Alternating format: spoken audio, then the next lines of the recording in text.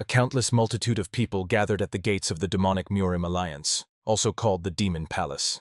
Of course, everyone was struck by the number of souls gathered, eager to get inside. However, such a gathering did not seem so surprising.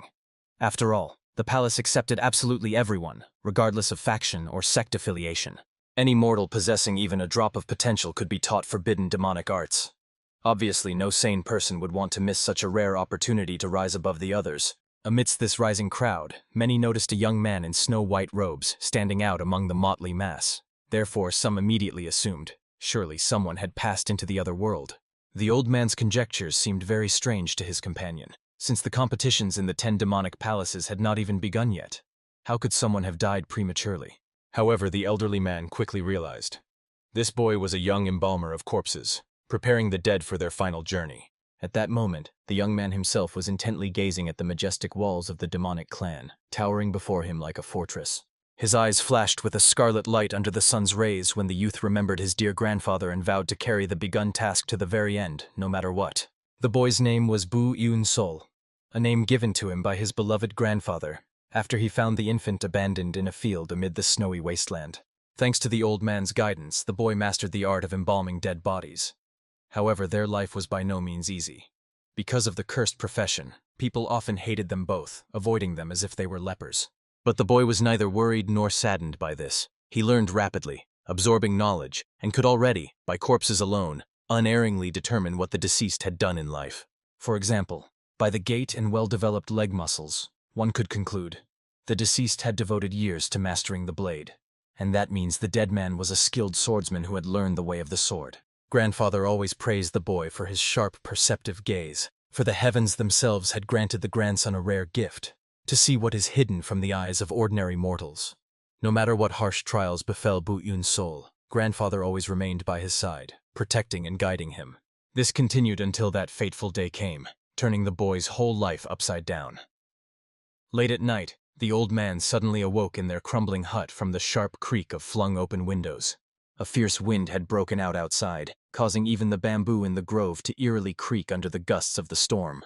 Peering into the impenetrable darkness, the old man quickly realized he was clearly being sought by ill-wishers thirsty for blood.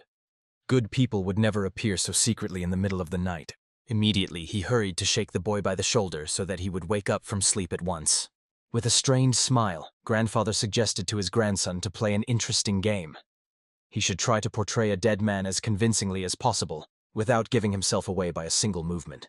The old man also solemnly promised, if the boy did an excellent job this time, then grandfather would definitely buy him new clothes and a real sword, which the boy had dreamed of for so long. After these words, he carefully laid the grandson in a wooden coffin and began slowly closing the lid. Only at the end did the man, with a warm smile, ask Buu Yun Soul to try to prolong the game until dawn, not leaving earlier than necessary. Ignoring the surprise and bewilderment on the grandson's face, the old man hastily slammed the coffin shut, hiding the boy from prying eyes. Then he took out his long dusty blade, which he had not wielded for many years, and decisively flung open the door, stepping out to meet the danger. A stranger emerging from the darkness sarcastically praised the old man who had hidden from the world for so many years like the most despicable rat trembling in a hole. Only then did the unknown visitor, hiding his face under a hat, call the grandfather the demonic blade of all 8 branches, a legend about whom bloody legends were told. Outwardly the most ordinary peaceful embalmer.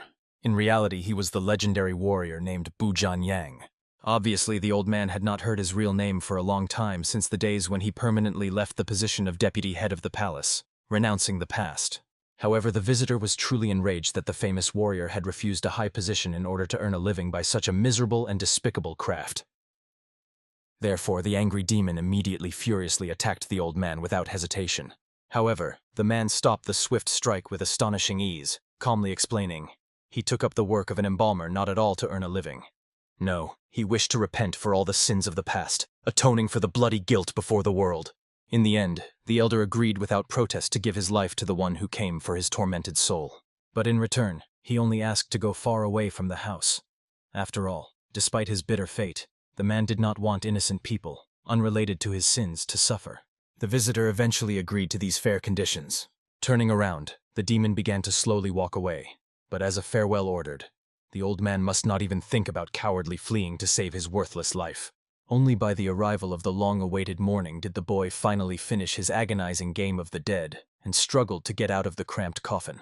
He simply could no longer endure the chilling cold inside. Although the boy longed to receive the promised form and sword, he was ready to give up the reward. Waiting was unbearable anyway.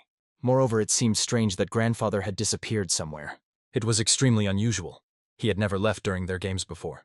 So Buu Yun Soul initially assumed the clients had called Grandpa to prepare another deceased person. After that, the boy sighed bitterly, because people did not consider them human due to their cursed work as embalmers, defiling dead flesh. However, to his greatest surprise and horror, when the young man stepped into the yard, he immediately saw crimson traces of a recent fierce battle baked into the ground. Immediately after this heart-wrenching discovery, the boy felt something wrong, chilling the blood in his veins. Therefore, he immediately took off and ran wherever his eyes could see, not caring about the road. It is unknown how long he rushed headlong before he finally exhausted himself and stopped, gasping for breath. However, all the boy found at the end of the path was his beloved grandfather, who had been beaten to death by that demonic monster who knew no mercy. Of course, the terrified boy immediately rushed to the dying old man, who by that moment had lost both his hands, cut off in the fight. The boy desperately tried to understand what had happened to Grandpa and how he could help in any way.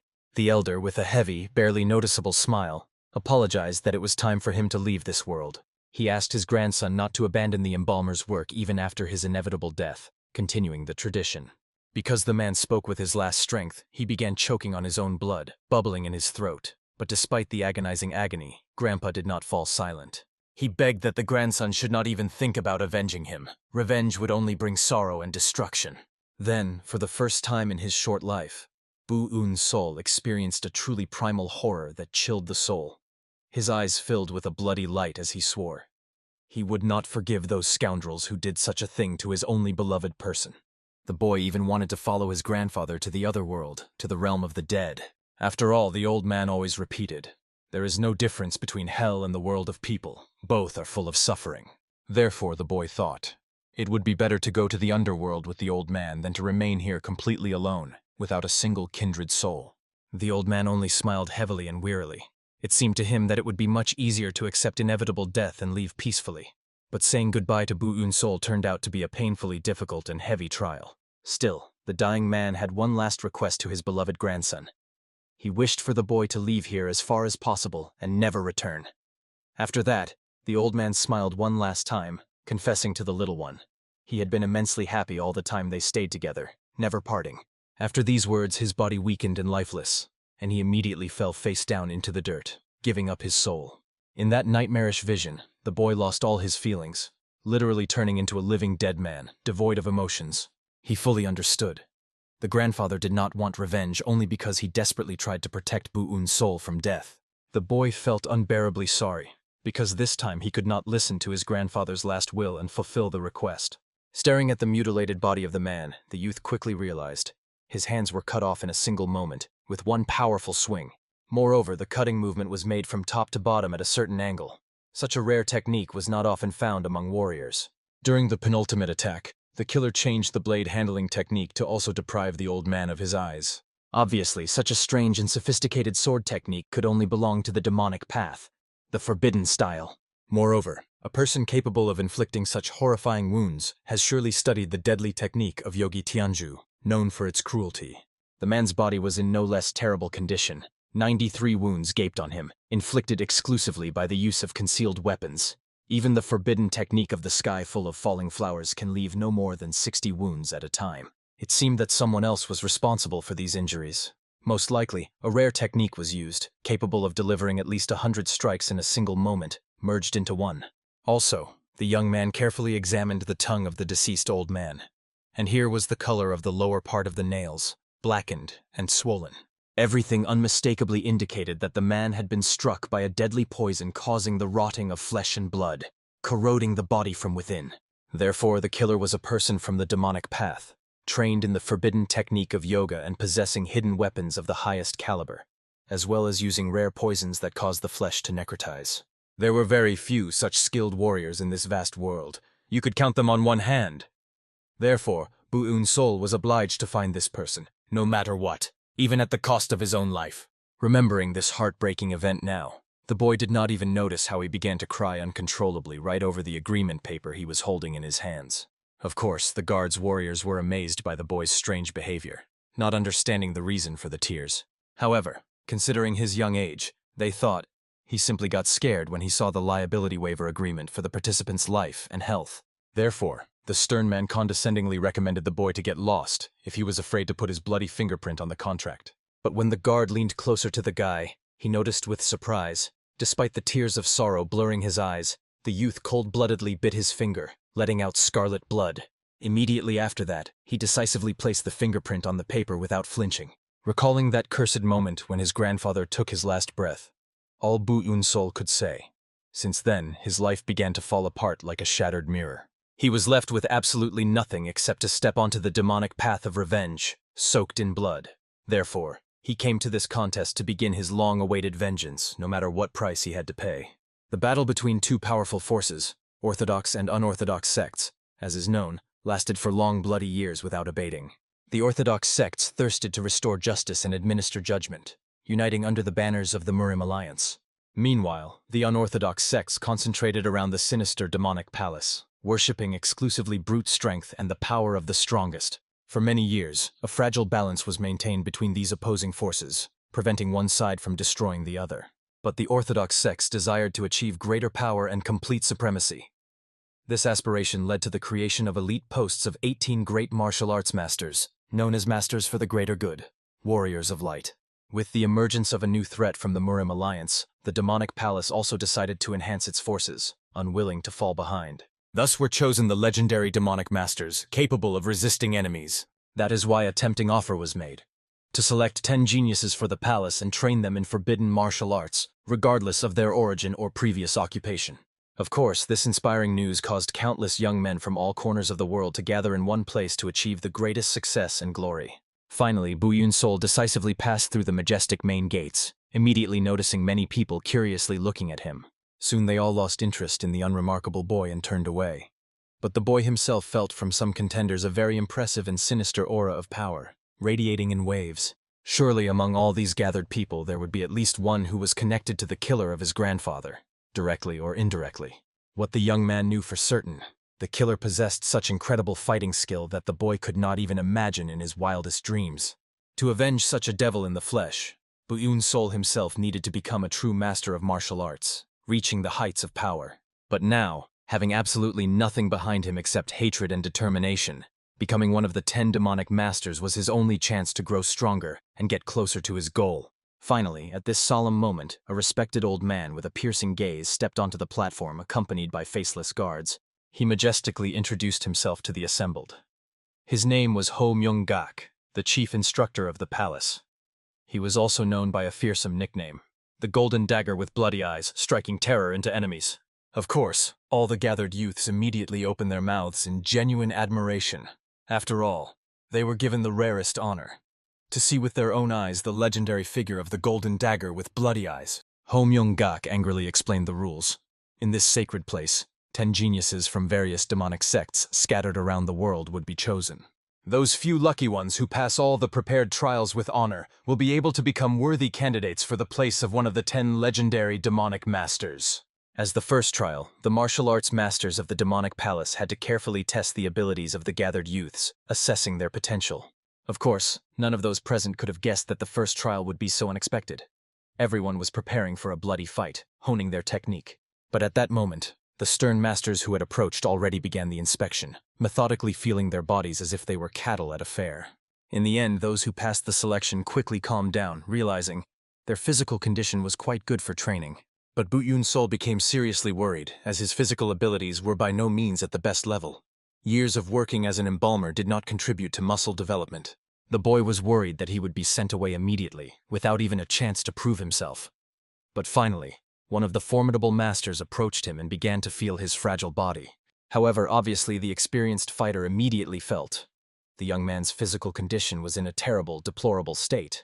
Honestly, the warrior was in complete shock that this frail boy had even come here to participate in deadly competitions. However, his thirst for victory and determination could not be ignored. It literally radiated from every pore. Still, the master could not count on this burning fact alone to let the boy pass further in the selection. Therefore, passing by with a stone face, he went to check other, more promising fighters. In principle, the boy himself was not the least bit surprised by the circumstance that had arisen. All he had done in his short life was to care for lifeless corpses, preparing them for burial.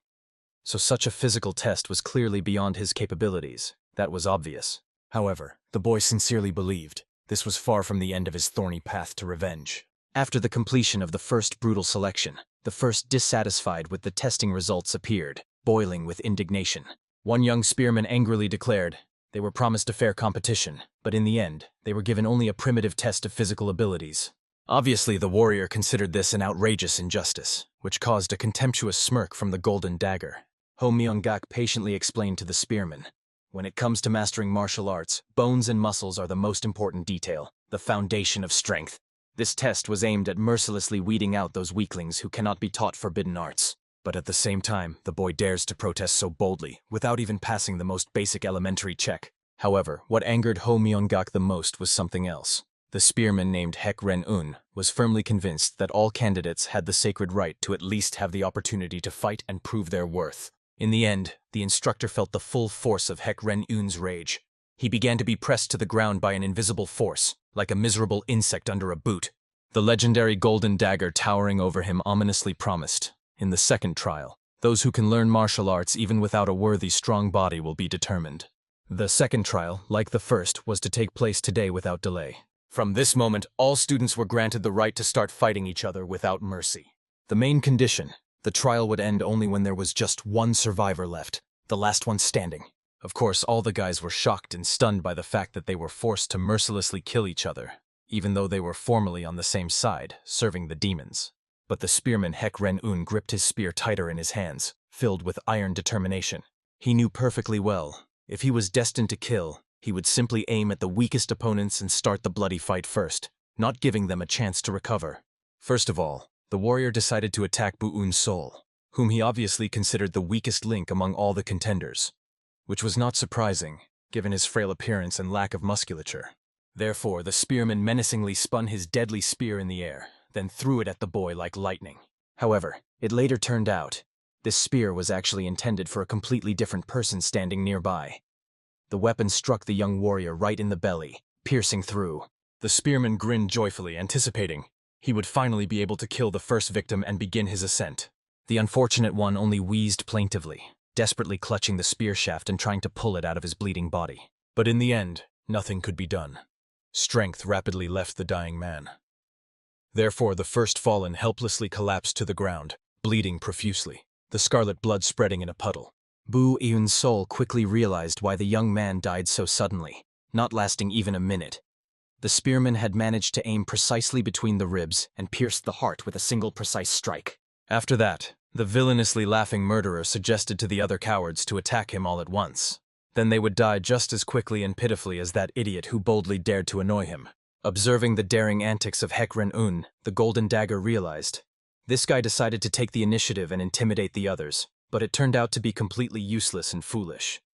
Overall, the old man expected that among those gathered there would be plenty of worthless trash, unworthy of training. Obviously, the other masters fully agreed with Ho Myung-gak. After all, such behavior in that situation showed how dangerous you were. It was equivalent to drawing a huge target on your own back, attracting enemies.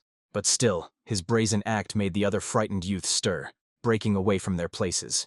Everyone immediately began to panic, not knowing what to do best. Because obviously if everything continued in the same spirit, a real bloody massacre without rules would begin.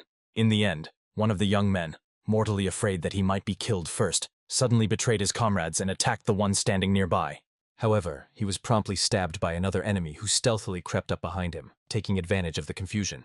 As a result, the arena was filled with genuine despair and a mad slaughter that overwhelmed everyone. Ho Myung-gak, cold-bloodedly watching this whole massacre, perfectly understood. The less these kids are accustomed to the sight of death, the easier the fear of death will paralyze their minds, depriving them of the ability to think rationally. However, unexpectedly, he noticed some very interesting specimens on the blood-stained arena standing out from the crowd. These young men also caught the close attention of the master responsible for testing the physical abilities of the candidates. The two unusual specimens turned out to be two guys who, despite all this bloody massacre around, calmly observed what was happening from the side, as if it did not concern them at all. Buu Yun Soul did nothing because he perfectly understood. All these kids were simply fools, unable to think. They were so afraid of death that they simply decided to shut off their brains and act instinctively. And yet the golden dagger with bloody eyes clearly said, "The trial will end only when there is one survivor." So the essence of the task was far from senseless killings, but survival at any cost. Of course, if you calm down and keep your wits about you, this task could be easily completed while conserving strength. So for the sake of his late grandfather, the boy solemnly promised he would definitely survive this insane slaughter, no matter what it took. At that moment, one of the fighters especially distinguished himself on the battlefield, skillfully wielding maces on long chains. However, after dealing with another unlucky opponent, he noticed a strange boy who was pitifully sneaking among piles of corpses. It seemed the unfortunate one was trying to hide among the dead bodies, avoiding the fight. However, Buu Yun Soul was not hiding at all. He was simply methodically analyzing the wounds left on the bodies of the fallen and trying to understand which technique had killed these people. This could be useful for survival. And now the sneaky agile fighter decided to kill this overconfident boy to remain the last survivor in this bloody massacre.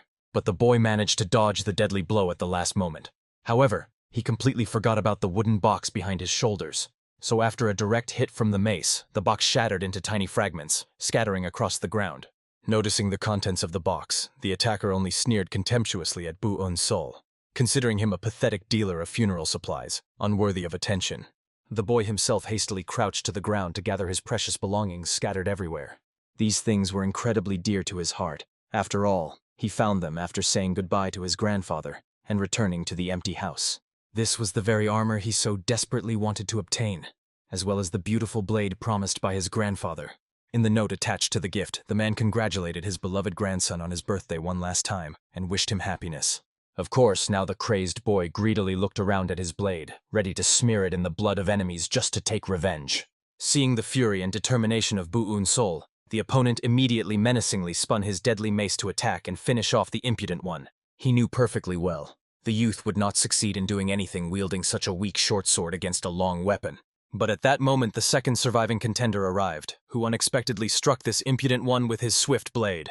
Immediately after, the stranger addressed Buu Yun Soul, thanking him for so successfully distracting the useless opponents, giving the opportunity to attack from behind. However, Buu Yun Soul paid absolutely no attention to his words, carefully examining the things he had brought from home. Therefore, the savior quickly concluded. Although the boy was quite quick and nimble, he had never trained in martial arts in his life. It was obvious. The warrior with the scar was fully aware. He could easily kill Buu Yun Soul with one strike at any moment. However, he did not manage to do anything, as another enemy had already sneaked up from behind, with whom he urgently had to deal, repelling the attack. At that moment, paying close attention to the boy with the scar on his face, Ho Myung-gak recognized his blade.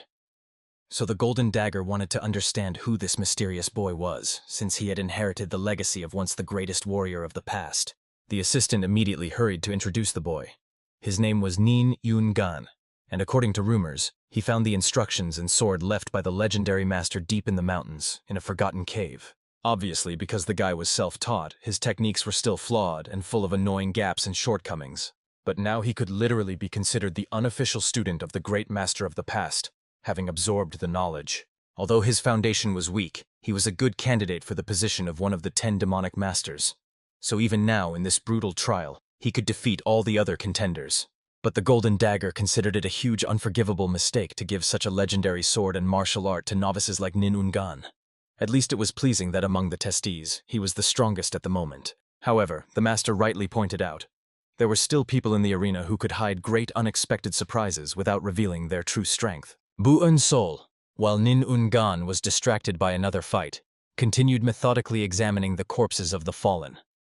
The slashing wound on one of them was quite rough and uneven, revealing the killer's inexperience. While the protagonist examined various wounds, studying the enemy's techniques, Nin Yun-gan had already dealt with all the remaining opponents, crushing them.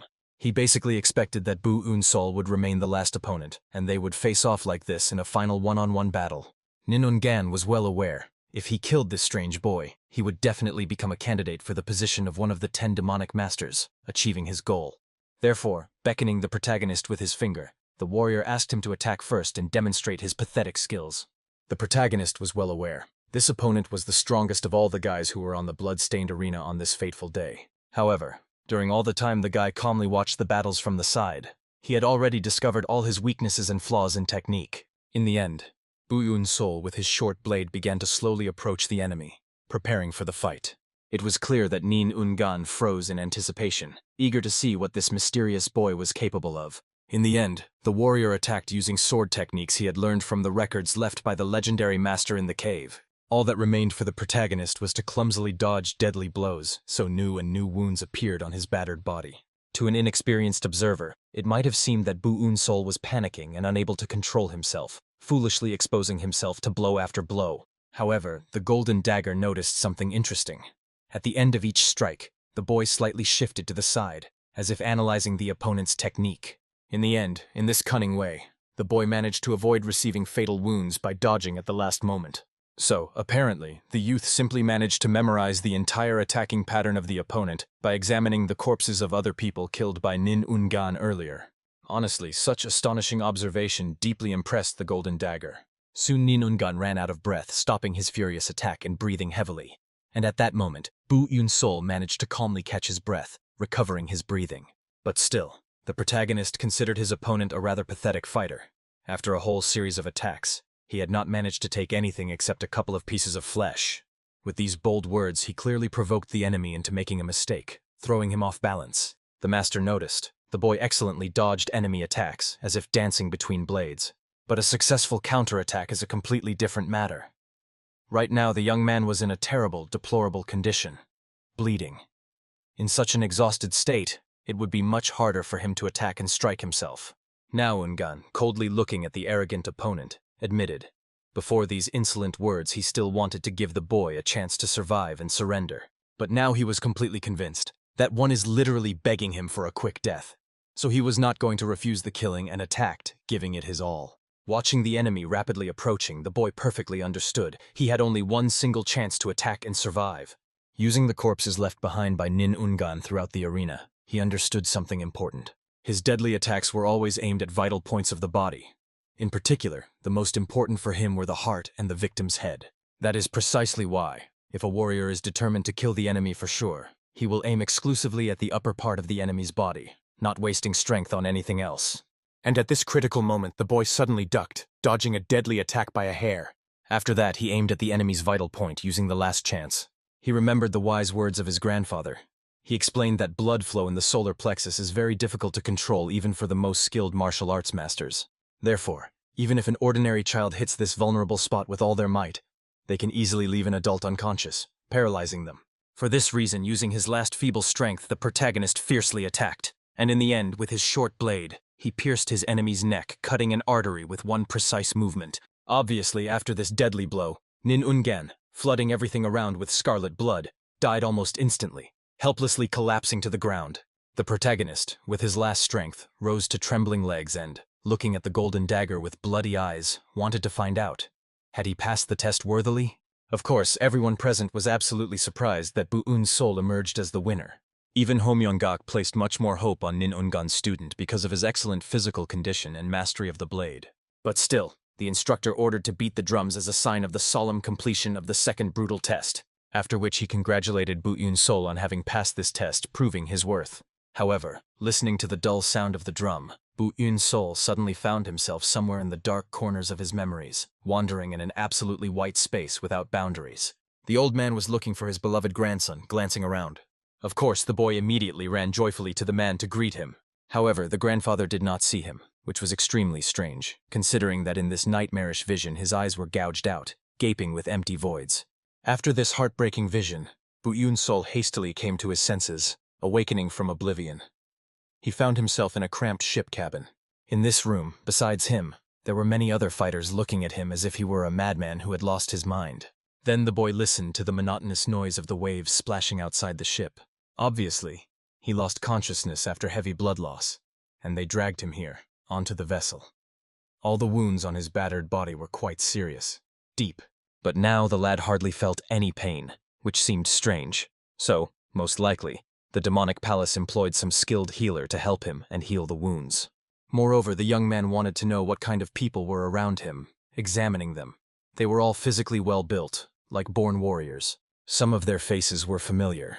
Apparently, all these guys had passed the first harsh test of physical abilities. However, it was clearly visible with what contempt they looked at the protagonist. which was quite expected after his pathetic performance. However, the protagonist barely came to his senses and realized what was happening around when one of the stern masters appeared above his head. He ordered the guys to go out onto the deck. After all, they had already arrived at the location of the next trial, called the Hellish Path. After that, the young man descended to the deck and asked that the test subjects follow him closely without falling behind. It turned out that the ship had stopped near the blood-red scorched lands, decorated with dried sand and parched soil cracked under the sun. The essence of the task was that the guys had to live in this cursed place for a certain time, undergoing the trial. Moreover, the examiner strictly demanded that they hand over all their clothes and weapons, change into what they were given, and take the swords prepared in advance with them. Further, the choice was already up to the test subjects. They could choose any cave they liked and enter it, setting up a dwelling. In the end, under the protagonist's watchful eye, the young men began to spread out over the territory, looking around different caves with curiosity. Some found quite comfortable caves, practically dry and spacious inside. And some simply quarreled over the best spots, trying to figure out who noticed them first and has the right to occupy them. Watching all these people, Buu Yun Soul realized one thing. None of them understood what was really happening. In the second test, these fools completely lost their sense of urgency and danger, dulling their vigilance. Moreover, the protagonist paid close attention to the fact that many of those who passed the exams were dressed luxuriously and richly. It seemed as if they were all heirs of some influential noble family's spoiled offspring. This was true. The first gathering point was created solely to weed out those who might die the fastest, unable to withstand the load. The examiner who approached the test subjects from behind was surprised that Buu Yun Soul still hadn't chosen a cave, acting too slowly and indecisively. Although now was definitely not the time to wander around the area wasting precious time. In fact, the man approached the boy because he had been interested in him from the very beginning because of his behavior. But the master did not expect that this frail guy would pass the second bloody test, surviving the slaughter. Therefore, now, urging him on, the examiner wanted to find out, what choice would the mysterious young man make in the end? The boy pointed to the first cave that caught his eye, without thinking for long. However, some incomprehensible viscous substance was oozing from this cave, looking disgusting. Everyone immediately began to blame the boy, believing that he had chosen a truly godforsaken, disgusting place. Only one master understood the truth. This boy was a genuine genius in the flesh, able to see the hidden. At first glance, this cave appeared small, dirty, and unattractive, but that was only its narrow entrance, which scared off fools. Inside, however, there was so much free space that one could calmly practice martial arts without restriction of movement. And the narrow entrance also neutralized the possibility of an ambush. Enemies could not attack in a crowd. Of course, most people avoided this cave because of its repulsive appearance, but Buu Yun Soul had calculated everything in advance. As soon as everyone decided on the choice of cave, the examiners immediately handed out special clothing and the promised weapons. After that, the chief master gathered all the candidates to explain what mission they had next on the Hellish Path. As is known, on the Hellish Path there were 10 battle halls belonging to different sects. In each of them, the examinees could learn one of the martial arts of the demonic sections, mastering the secrets. Whether to study all or just one was decided by the examinees themselves, at their own discretion. They had no strict schedule. They could sleep or play, practice together or alone, do whatever they wanted. However, Buu Yun Soul found such lack of control and freedom of choice extremely strange. After all, the first 2 trials had been turned into a real bloody hell without mercy. Surely these people would not let them just train peacefully without incidents. The others suspected nothing and immediately began lively discussions about where it would be best to go first. Many decided to go to the Hall of the Sword of the Firestorm. After all, they had heard that this sect was the strongest of all the demonic sects. Of course, Buu Yun Soul immediately noticed. Most of the test subjects were going in one direction, like a flock of sheep. As is known, the head of the Hall of the Sword of the Firestorm was considered the strongest of the 10 demonic masters. A legend. Naturally, learning the best martial art would definitely be useful for the future. However, since the boy had not yet been trained in martial arts, there was no reason for him to engage in advanced techniques without the basics. Therefore, he decided to do something completely different and deliberately went in the opposite direction from all the other fools. Soon the young man found a small abandoned hut hidden from view. At first glance, Buu Yun Soul could not say for sure whether this miserable hut was a martial hall at all. It looked so neglected. This pavilion was related to the Nangya pavilion, a fallen sect barely recognized by the other arrogant masters, who despised it. However, it retained its place among the 10 only because it had produced many great warriors of the past who left a mark on history. He knew all this because his grandfather occasionally told his grandson stories and legends about martial arts while working. Therefore, the boy decided to stay here and begin studying martial arts precisely in this forgotten place. But suddenly, no sooner had he reached the pavilion than the ground beneath his feet shook threateningly. After this, the head of the master of the secret hall of the Nanya Pavilion suddenly appeared before him, who quickly realized the young man had come here to become one of the 10 demonic masters. Of course, the young man was immensely surprised when the man's head suddenly emerged from the ground like a mole. After that, the protagonist hurriedly bowed respectfully, explaining he had come here to learn the martial art of the pavilion, mastering the basics. However, the man carefully looked the young man up and down with an appraising gaze, then contemptuously sent him back on his way. Initially, the master, in principle, did not intend to teach anyone this year, especially did not want to take on such a frail young man like Buu Yun Soul, who looked on the verge of death. However, the boy had heard, mastering the martial art of the Nanya Pavilion could grant the most powerful life force in the world, strengthening the body.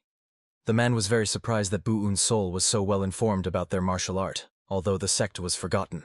However, the problem was that even true geniuses had great difficulty mastering the true techniques of this hall. After all, the techniques originated in body reconstruction, breaking bones. And in Buu Yun Soul's current pitiful state, he would have died before a day of torment. Therefore, disappearing back into the ground, the man suggested the boy get lost from here, not wasting time in vain. However, when he looked back at the boy one last time, he saw Buu Yun Soul was already standing in a deep bow on his knees, not moving. After that, the young man explained to his teacher he had to politely and properly greet his master as a diligent student, showing respect. In the end, after this persistence, the man was convinced. Buu Yun Soul was crazy and stubborn enough not to listen to his moralizing and warnings. But still, he agreed to help, moved by the determination. What? However, he warned, he was helping him only because it was an order from the demonic palace, not out of kindness. Finally, the man fully emerged from underground and introduced himself. His name was Mr. Sa, and he was the master of the secret hall of the Nanya Pavilion, keeper of ancient knowledge. Buu Yun Soul hurried to introduce himself to this stern man in return. However, the latter, without even hearing his name to the end, immediately sharply stopped the young man. The whole matter was that having joined the demonic cult, the young man simply became disciple number 1, and nothing more. After that, the old man suggested not wasting time on useless chatter, but instead to get closer to the matter without delay. Immediately after these words, the master attacked the youth with his energy just below the eyes. Because of this, the protagonist felt a powerful impulse passing through his entire body in waves. His gaze immediately dimmed, and impenetrable darkness appeared before his eyes. He saw absolutely nothing around, as if blinded. However, he heard the master's voice as if from nowhere, echoing. He asked the young man not to worry in vain, for he had temporarily sealed his vision using one of the secret techniques of the pavilion. After all, the main unarmed martial art Bongak required this. It was a mandatory procedure for mastering the Path of the Beast. The Path of the Beast is a martial art that brings all a person's senses to the absolute maximum, and also raises reflexes to the level of a wild animal, sharpening instincts. Unlike other advanced martial arts, the essence of the techniques of their sect heavily depended on the personal abilities and enlightenment of the practitioner. That is why even the basics of the Path of the Beast are studied as difficultly as any other advanced high-level technique. It is precisely because of this incredible difficulty that the number of those ready to accept these harsh trials has significantly decreased over time, almost disappearing. However, if the boy can successfully learn the Path of the Beast, it means he will gain the abilities of a wild predator, transforming. In principle, looking at the Radiant Master, the protagonist also saw the energy of a wolf, released from his body, enveloping him like an aura. But of course, Master Sa warned, most students do not live to reach such enlightenment, dying in agony. Therefore, bowing, he warned the young man. He had about an hour to get used to blindness. Then the mentor would return to check on him and assess his progress. In the end, the protagonist remained in complete darkness, unable to look around or see anything at all. They say that after losing sight, all other senses become extremely sharp. But so far, no such miracle had happened to him, to his disappointment. However, the master assured him, adaptation takes about an hour, no more. But to the hero, this hour seemed painfully long and endless, so he wished to get used to it as soon as possible, not wasting precious time. In the end, the young man began crawling on the ground, roughly imagining where he was and what was around him. All because he knew perfectly well. In this place there were countless martial arts masters fighting each other for the position of the demonic master. If he was destined to fall behind in training, he definitely would not survive among the competitors. However, suddenly the boy imagined someone appearing behind him, as if preparing to strike. Therefore, he hurriedly jumped aside and immediately, rolling over, fell to the ground, losing his balance. Only now did the protagonist realize an important truth. Having lost his sight, he must first pay attention to his sense of balance in order not to fall. Soon, after an hour had passed, the master came to check on the student. The mentor expected to see a boy wandering through the grass like a lost blind man, helplessly bumping into objects. However, he saw the protagonist was in the midst of his training, moving confidently. This was extremely unusual, because usually after losing sight, a person simply passively waits for the other senses to sharpen on their own. This very boy was actively moving, and it seemed even imagining an opponent trying to fight him, practicing movements. Perhaps for this reason he adapted significantly faster than all the other students had before. So, having made sure that student number 1 was already accustomed to the pitch darkness, the master decided to move on to the next stage of training. After which he drew the blade from behind his back to see how the boy would manage to dodge his swift strikes. Thus, in such a harsh regime, 3 long agonizing days passed without respite. However, all the protagonist had endured so far were constant brutal beatings from his merciless master, who knew no mercy. Honestly, even Mr. Sei was surprised. After 3 days, the protagonist had no questions about the training methods. He simply continued to silently take the blows, got up, and took new ones without complaining. Therefore, unable to bear it, the master decided to find out. Why was the hero not curious about how to properly dodge or what techniques the mentor used? However, Buu Yun Soul hastened to recall the teacher's words. The essence of the pavilion's teaching lies in the personal abilities and enlightenment of the practitioner, not in ready-made instructions. From these wise words, the young man concluded. All the teacher's actions had a valid reason, and one just needed to trust the process. In principle, the master admitted with a satisfied smile, the protagonist was damn right in his guesses. After which he again lunged at him with the sheathed blade to continue beating the boy, testing his endurance. However, at this critical moment, the youth felt for the first time, as if he saw the sword's trajectory with his inner vision, like a bright line. Despite this insight, he could no longer dodge the strike, for the blade was too close to him, almost touching. Therefore, there was no choice. He drew his sword and for the first time managed to block the master's strike, reflecting the attack. Honestly, the mentor was deeply amazed that his student managed to block the silent sword technique after only 3 days of training. It was an incredible achievement.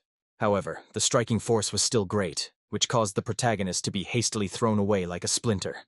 Of course, he sighed in disappointment, realizing he had underestimated the sword technique, and blocking it was much harder than it seemed. The master said nothing, but instead immediately handed the hero a bamboo bottle from which he could quench his thirst. Taking it for ordinary water, the protagonist without hesitation immediately took a big sip. Only later did he feel something was wrong. The cup did not contain water at all. The boy's body began to overflow with energy, as if all the lost blood was instantly restored, returning his strength. It turned out to be water from a divine spring, which the teacher had kept since time immemorial. However, the mentor did not regret giving it away because he finally met someone worth the investment.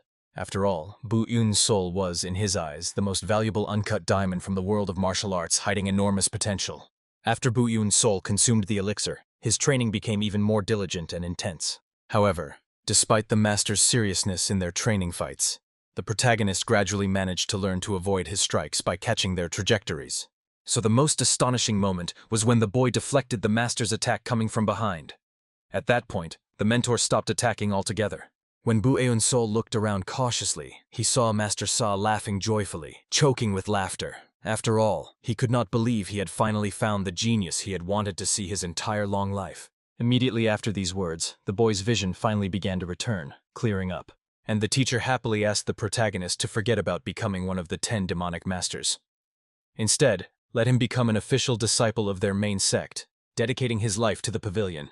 If the protagonist agreed, Master Sa would turn the boy into one of the strongest masters of the demonic path in just 10 years of hard training. The protagonist really considered this tempting offer, understanding, given the skill demonstrated by the mentor, he was not lying about what he could teach him over those years. However, the monster who killed his grandfather was undoubtedly much stronger than the protagonist is now. And in this situation, the martial art of the pavilion will still not be enough to defeat the enemy. Therefore, the young man tried to calmly explain to the mentor he needed to become one of the 10 demonic masters, no matter what. Honestly, the man was even surprised by the young man's determination, but warned. It was impossible to learn all the martial arts of the 10 sections. Even the supreme grandmaster like the heavenly demon could not accomplish this, despite all his power. After all, each martial art requires a special body and energy flow, specific training. No matter how talented a person is, at most he can learn 2 or 3 styles by focusing his attention. Learning one martial art is the shortest path to becoming the best on the demonic path, proven by centuries. But despite this warning, the protagonist, apologizing, made it clear to the man he would not be able to become his permanent student, no matter how much he wanted to. Honestly, the master was slightly upset, although he tried not to show it, hiding his emotions. After that, he calmly explained to the boy. In that case, he could now choose another martial art for further training. Of course, the boy explained fearfully. He had only just begun learning the basic techniques of the pavilion. How could he leave already? However, the master explained, the true art of the main sect is not passed down through texts or oral tales recorded in words. After that, he hastily attacked, waiting until the protagonist blocked his attack, thus proving he had already fully learned the beast's path, grasping its essence. Only now, looking at the man with gratitude, the protagonist realized all his attacks while the young man was blind were actually forms of the beast path technique, transmitted through strikes. The young man immediately bowed respectfully, thanking the master for his wise teaching and patience. However, the master reminded him, he taught the youth only by order of the demonic palace, nothing more. The protagonist solemnly promised he would never forget the noble gesture of the master when he handed him the priceless spiritual medicine, saving him from death. However, even about this the master asked him to forget. Still, the world of martial arts is arranged so that whether it is nobility or offense, the easiest way is to repay with blood and revenge. Of course, he did not argue with the wise Lord Buu Yun Soul. Instead, bowing to his mentor and thanking him sincerely for everything, he said goodbye and walked away. The mentor himself watched him leave for a long time, wondering, where did such a precious gem appear in their lands? From just one look at this young man and his incredible talent, one could say, great changes awaited the demonic palace in the future. At the same time, the protagonist noticed a strangeness. Due to mastering the beast path, he felt so much around him that he was exhausted, even doing nothing. At this rate, he would not even be able to rest and recover properly. So the young man needed to learn to control the beast path, suppressing it. He wanted to suppress his heightened senses as much as possible during ordinary times, so as not to constantly focus on them. The young man tried to imagine something resembling a crane that blocks the flow of water by shutting it off. In the end, he managed to temporarily get rid of the annoying feelings. They remained somewhere far in the background, no longer disturbing his peaceful life. Therefore, taking the map in his hands, the protagonist decided to understand what would be his next step on this path. Obviously, the demonic palace would never allow them to train forever, sooner or later arranging a trial. That means he might not have much time left before changes, so there was no choice. The boy had to make a decision about which pavilion to go to next in order to make the most of his time. Then the boy hastily recalled the story about the great master of incomparable martial arts who challenged the heavenly demon 700 years ago. He was the legendary Sword Emperor. The protagonist went to the strongest of the 10 demonic sects that he had founded in his time. This luxurious redwood training hall bore the majestic name Hua Wu. Indeed, when the protagonist approached it, it was immediately obvious at first glance. This place resembled a royal palace compared to the miserable hall of the Nangya pavilion. When the young man knocked, the door was quickly opened by a young man to understand why the visitor had come to them at such a late hour. However, as soon as the mentor glanced at the uniform the young disciple was wearing, everything became perfectly clear. The boy had come here not without reason. Bowing respectfully, the hero humbly explained the true purpose of his visit. He longed to master the martial art under the guidance of the master. The mentor, without delaying for a moment, led the young student through the open gates. Walking through the corridors of the training pavilion, the master hurriedly began to explain. The art of their school was considered the strongest among all 10 martial schools, and therefore required incredibly long months of persistent mastery. Those worthy students who arrived in the halls before the hero had already successfully completed training in the beginner's hall and moved on to the intermediate level of skill. Therefore, the mentor asked with sincere bewilderment, why did the young man come here only half a month after the start of training? The protagonist respectfully hastened to explain. First of all, he went to study martial arts in the Nyangya pavilion in order to master the legendary beast path. Naturally, the master was deeply shocked by what he heard. Although the mentor knew that this boy possessed an extraordinary gift, he did not expect that anyone could master the beast path in just a mere 2 weeks. So he assumed. The teacher from the pavilion simply sent the young man away so as not to waste precious time on his training. Such an outcome seemed much more plausible and expected. Soon the mentor and the student reached the training ground. The young man politely introduced himself as Jingak. He was responsible for the beginner's hall. Buu Yun Soul could address him with the title of instructor. However, before starting the lessons, the mentor decided to clarify with the hero. Was he really sure about his desire to study their sword techniques? After all, it would be much easier and faster for the young man if he went to some other, less demanding training hall. Although the boy was sincerely grateful to the instructor for such care and concern, he firmly explained he wished to master precisely the techniques of the renowned sword sect, and no others. In that case, Jingak had no reason left to restrain the student's enthusiasm. Therefore, the instructor decisively stepped onto the wooden floorboard, causing a deafening explosion throughout the training area. Immediately after that, an ancient scroll smoothly descended from the upper floor. It contained the basic forms and practical principles of the legendary 13 Huawu forms, which Buu Yun Soul was to study in order to begin full training. However, to great regret, no matter how much the young man stared at these intricate scrolls, he could not understand what was required of him and how to begin the training. Of course, Jingak could not believe something so incredible. Could it be that the boy does not know how to read combat diagrams? The mentor was thrown into complete shock when he finally became convinced the student really did not possess this essential skill. Buu Yun Soul had to awkwardly, and with obvious embarrassment, explain. Before joining the demonic cult, he had never studied the art of fencing, and therefore such diagrams remained a dark forest to him. Such information plunged Jingak into unprecedented amazement. It was strange because in the lists of students he was listed as a full-fledged novice. Moreover, his movements during the second trial did not resemble any of the formal sword styles known in the Celestial Empire. And yet what remained truly astonishing was that the boy could not even read the simplest sword diagrams. However, if you look at this unfortunate situation from another perspective, considering the youth's lightning-fast reflexes and his amazing attention to the smallest details, which he demonstrated during the second trial, he definitely had brilliant hopes for success.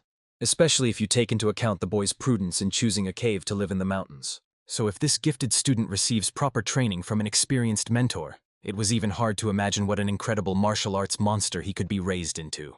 In the end, Jingak was not at all upset by the news received. Although the boy did not know how to read intricate diagrams with images of poses, he recognized symbols and hieroglyphs excellently. On the ancient poster, there was an instruction written in calligraphic handwriting, how to master the body and flow without the slightest effort, like a mountain stream. After careful reading, Jingak immediately hurried to explain the essence of the first part. To free the body meant complete relaxation of the muscles and smooth, natural movement when using sword techniques. In particular, the student should relax the abdominal muscles and thigh muscles so that chi energy freely circulates through the body.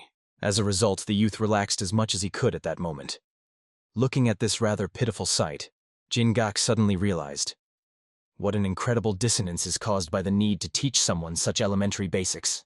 The mentor asked the boy to straighten up and patiently explained that when he tenses his body, he must block the flow of chi at certain points, while calming and relaxing the mind, discarding all extraneous thoughts and worries. After that, Jingak demonstrated to him the correct fighting stance, which belonged to the next, more complex part of the diagram. However, the boy took the correct position almost instantly and caught every movement literally on the fly, like a born genius of martial arts. As a result, the position of his body after the first repetition became simply flawless, requiring no additional adjustments. After that, they continued their training with doubled zeal. Very soon, the young man was already dancing with his blade like an experienced master, who had devoted many years of his life to fencing. Watching this mesmerizing spectacle, Jingak realized with amazement. The boy was literally a born fencer, whom the gods of martial arts had gifted with an exceptional talent. Now that they had successfully completed the basic training, the instructor asked the boy to imagine an opponent in front of him and perform all 13 forms of Huawu from beginning to end. This was a mandatory condition for the successful completion of the beginner's hall and the transition to the next level of mastery. Jingak had to feel the true purpose and intention in the technique of the young student. Of course, he was anxious before this decisive trial. However, the hero firmly decided to prove himself as befits a true warrior, since the test caught him faster than he had originally expected. In the end, the protagonist focusedly imagined before himself a certain imaginary enemy whom he absolutely had to defeat in an honest duel. As soon as this faceless opponent materialized before his mental vision, the boy immediately gripped the hilt of his trusty sword tightly. He swiftly used the 13th form. The winds returned to its original source, cutting the enemy in half with a single merciless strike. After that, the young warrior methodically attacked the enemy from the very first to the last 13th form, demonstrating all the mastery of his art. However, to be honest, watching this astonishing act, Jingak could not believe his own eyes. Buu Yun Soul demonstrated the usual 13 forms of Huawu in a completely different way than all previous students. As is known to anyone who has mastered this art, the third position, the melting cloud, should be soft and flowing, like a heavenly cloud floating high above. However, the version the young man demonstrated was unimaginably sharp and aggressive, like a lightning strike on a stormy night. So Jingak immediately guessed. The boy deliberately changed the original form to his unique style. But usually no one below the honorable level of Grandmaster would dare to commit such sacrilege against the classical technique. Moreover, this adapted form carried a colossal will to kill, and was aimed at a specific person whom the boy passionately sought to avenge for the death of his close one. It was truly an incredible, breathtaking spectacle. The Hua Wu technique, known since ancient times for its righteousness and nobility even among demonic cults, in such an exquisite form turned into something truly demonic and merciless. At that very moment, the young swordsman panicked, noticing with horror. The trajectory of his blade began to treacherously change due to the incorrect position of the fingertips on the hilt. He realized, most likely the cause was the harmful influence of the beast's path, which he had mastered in the Ananke Pavilion. Still, the higher he rose through the forms of Hua Wu, the more distinctly the sinister imprint of this beast technique appeared in his movements. But no matter how much the hero wished, in this way he would never fully master the original form. And even if by some miracle he could complete all 13 forms, they would no longer be the sacred forms of Hua Wu, but a completely new, hitherto unseen fighting style. Therefore, the protagonist tried with all his remaining strength to flawlessly perform the original form and worthily continue this decisive trial. But at this fateful moment, some impenetrable veil of mental darkness suddenly attacked the hero. His faceless imaginary enemy instantly turned into that very vile murderer of his beloved grandfather. So in the end, not realizing that these were merely cunning games of the mind and illusions, Buu Yun Soul completely lost his mind from an all-consuming thirst for revenge. He applied 13 forms at his discretion with particular cruelty and fury. The instructor, observing this bloody act from the side, clearly understood. He had never encountered such a fast and fierce fighter in his long life. However, the boy's imaginary enemy also did not give him a single minute of respite, relentlessly attacking. So until the imaginary enemy finally killed him, Buu Yun Soul was obliged to use all the remaining sword forms without exception. However, at this tragic moment, the protagonist repeated the terrible fate of his late grandfather. He noticed with horror the bloody stains spreading over his trembling hands. In the end, both hands of the fencer were mercilessly cut off by the imaginary opponent. When the young man finally came to his senses, breaking free from the nightmare visions, he realized. Cold sweat continued to roll down his pale forehead. Watching this sad spectacle, the most logical conclusion for Jingak was that Buu Yun Soul had been defeated in his imaginary fight against the ghost of the past. But still, despite this unfortunate outcome, the young student successfully passed the trial. The whole point was that in the beginner's hall, the instructors only evaluated the student's grip and whether he was capable of applying the 13 forms of Hua Wu in a real fight. And all the instructor could say with a clear conscience was that Buu Yun Soul demonstrated all these requirements perfectly, exceeding all expectations. Handing the young man the blade that had slipped from his weakened fingers, Jingak sincerely praised him for the flawless execution of all 13 forms and solemnly suggested moving to the intermediate hall for further improvement. The hero, with genuine admiration and gratitude, looked at instructor Jingak, fully understanding how incredibly difficult it was for him to teach someone with absolutely zero knowledge of the sword. And yet the mentor took on this thankless task, patiently going through each stage of comprehension with the student. Therefore, bowing deeply as a sign of profound respect, the hero sincerely thanked the master for everything he had done for him. But Jingak only asked that the boy continue to train as diligently as he had all these days. However, the instructor still noted with concern. The young man's sword carried a clear, unhidden intent to kill, so Buu Yun Soul absolutely needed to be cautious, so as not to let this all-consuming desire finally engulf him and turn him into darkness. After these parting words, they finally said goodbye as mentor and student. And Jingak once again confirmed. Buu Yun Soul had truly mastered the legendary beast's path in just a mere 2 weeks. Moreover, due to his unique, truly monstrous learning speed, the young man managed to graduate from the beginner's hall earlier than expected. At first, Jingak seriously doubted whether the inexperienced boy could reach the intermediate hall within the allotted time. But now the mentor was firmly convinced. Even the strict instructor of the intermediate hall would surely notice Buu Yun Soul's outstanding potential. However, when the boy himself appeared in the training room of the intermediate hall, the local instructor, unaware of who he was, rudely ordered him to get out and not disturb the classes. Obviously, the stern man simply assumed that Buu Yun Soul had just finished the beginner's hall. And since the boy had taken more than 20 days for that, he was simply wasting precious time trying to complete the intermediate hall. However, respectfully bowing, Buu Yun Soul tried to politely explain the reason for being late to training. He spent the first 2 weeks in the Nyangya Pavilion Hall. The man could not believe it. Could this boy have finished the Nyangya Hall and the Beginner's Hall so quickly? So at first, the instructor thought, surely the young man simply failed to master the beast's path, so he fled from there in shame, and is now trying to find consolation here. But since the boy did complete the Beginner's Hall by all the rules, the stern instructor condescended to allow him to join the other students, although the man seriously doubted that the young man would manage to catch up on all the missed material and not fall behind the group. The mentor explained, the technique of the Hua-Wu sword sect is a martial art consisting of swift, lightning-fast movements. Therefore, if a person does not sufficiently master the sword and control of their body, they might accidentally injure even themselves in the heat of battle. For this reason, the techniques of their sect are extremely difficult to use in real combat. Therefore, the man generously promised not to look at the victories or defeats of the students in duels, but only to consider how well they wield the sword and apply the learned forms. After that, the instructor authoritatively called one of the students forward and asked him to choose a worthy opponent for a training duel.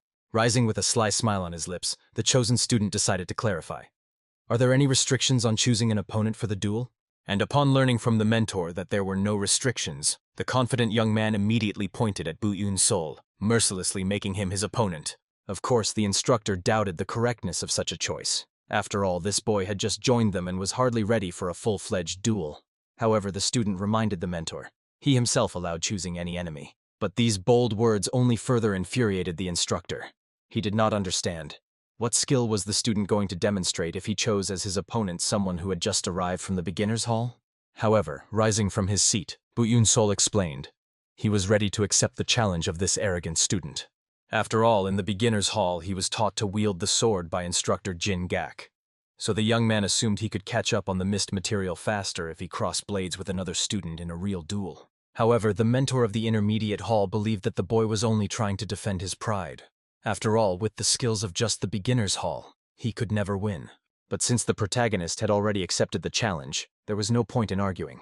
The instructor, pointing to the swords, reminded that the main virtue of a martial arts master is the ability to soberly assess one's own skills. So he hoped that Buu Yun Soul's abilities would justify his presence in this hall. At the same time, the arrogant student was glad to have the opportunity to demonstrate his strength by beating the hero. Because there were many talented kids in the pavilion, he did not particularly stand out among them. But Buu Yun Soul, in his opinion, was a pathetic weakling. So if he managed to properly defeat him in this fight, it would only strengthen the duelist's position among the other students. Before the duel began, the opponent honestly admitted to Buu Yun Soul that he admired the young fighter's bravery. But still, the boy was convinced that with only pride and fighting spirit, one could not survive in this world. After these words, at the instructor's signal, he immediately moved into battle with some inhuman rage. However, despite the swift strike, Buu Yun Soul easily managed to dodge, using the instinct of a beast. Immediately after that, the hero continued to fend off the opponent's attacks, although it caused some inconvenience. The attacker himself was happy. He saw how Buu Yun Soul was struggling, so he was convinced that one really was a novice. The duelist was ready to swear that he could handle this clumsy fool. He even decided to demonstrate the true mastery of the techniques of the Hua-Wu sect. After which, the student used the attack of the first form from the 13 forms of the sect. However, the hero managed to skillfully dodge every strike and not a single hair fell from his head. The instructor watching the fight realized the middle hall student had mastered the sword at a rather mediocre level. But the novice dodged not thanks to speed. His movements were close to predicting the future. Perhaps the boy really managed to learn the beast's path. However, although according to the mentors, this was the basic martial art of the pavilion, in reality, it was the most difficult martial art, accessible only to great masters. No matter how gifted the boy was, no one managed to master it in just 2 weeks. Therefore, the instructor interrupted the hero with a loud kick to the floor. He warned he would not be able to assess the youth's abilities if he only dodged. The duel was aimed at testing swordsmanship, instincts, and reflexes. Therefore, Buu Yun Soul had to take the fight more seriously. In the end, having no other choice, the protagonist had to stop and attack the opponent with a sword form. Of course, all the spectators immediately gaped in surprise. However, they immediately realized these were not standard sect forms, but something completely different. Only one fool duelist had not yet recognized this, being confident that he could easily dodge the strike with his eyes closed. Only later did he realize the young man possessed the same techniques they had been studying all this time. So the boy was deliberately hiding his skills to mock him in front of everyone? Or maybe he wanted to get the instructor's attention and advance to the next hall. Obviously, the guy panicked. He saw attentive gazes fixed on him. He understood. If he lost to Buu Yun Soul, he would be disgraced in front of everyone. Therefore, he decided he would be the first to move to the advanced hall. For this, he used the Asura sword technique, which interrupts blood. Watching this, the instructor did not even intervene. After all, he never specified that only Hua Wu techniques could be used in the duel. However, the man was amazed when he realized Buu Yun Soul did not lose his balance even in such a situation. The mentor began to doubt more and more. Could the hero really have learned the beast's path in 2 weeks? At the same time, the attacker was furious, watching how good the opponent was at dodging attacks, but he swore to kill him. After that, the duelist attacked using the Bloody Wind technique, which destroys the very moon. However, no one even had time to twitch before the deadly energy was exhausted in an instant. Using the 13th form technique, the extreme martial art without a beginning, Buu Yun Soul managed to stop the enemy. In the end, the hero struck the opponent in the solar plexus with the tip of his sword, and he fell to the ground, losing consciousness. All the others froze, their mouths agape in astonishment. However, looking at the body lying in its own blood, they realized Buu Yun Soul seemed to have killed his enemy. The young man himself, as if nothing had happened, returned to the stand from which he had taken the sword and put it back in place. The instructor confirmed the student was dead. It seemed the strike had hit a vital point. Obviously, the man immediately suspected. Perhaps Buu Yun Soul had previously been a student of the Nangyan Pavilion. He decided to find out. Had the boy really learned the beast's path in half a month? However, the boy explained he was only taught the basics. The instructor became even angrier, thinking that the boy had been very well taught to lie in the pavilion. After that, he ordered the hero to be silent. He did not want to hear his excuses. Instead, he could have been cleaning up the body. The others could not believe it. Buu Yun Soul would not even be punished for killing a person during a regular sparring match. However, the instructor was furious with these frightened, pathetic students. Therefore, he reminded them, this place was not a real training hall just by name. They were in hell, and when someone used a deadly technique, they had to be ready to die from a counterattack. After that, the test continued for the other students. Very soon, only a handful of the defeated remained, who failed to pass this test. So the instructor drove them away and ordered them to go find another hall that would be willing to accept them. Of course, they begged the mentor to give them another chance to prove their strength. However, this was impossible. Still, they could enter the beginner's hall thanks to their good physical abilities. But to master the technique of the Hua Wu sword, one must be a combat genius who surpasses the limits of their own body through incredible effort. The surviving students simply could not cope with this because they were not capable of it. After that, the instructor sternly drove these guys away out of sight. In the end, when everyone dispersed, only one single hero remained in the hall, not knowing where to go. When the instructor approached him, the boy fearfully thought that he was also going to be driven away. Therefore, the mentor had to explain. Since the youth won the duel and passed the test, he could calmly advance to the advanced hall. However, Buu Yun Soul instead preferred to stay in the intermediate hall. After all, he had only learned the basics of the 13 forms so far, and had not yet mastered anything in the intermediate hall. Honestly, the instructor was amazed by the youth, who not only studied the beast's path but also reflected the chaotic style of the Asura sect, and was still dissatisfied with his level.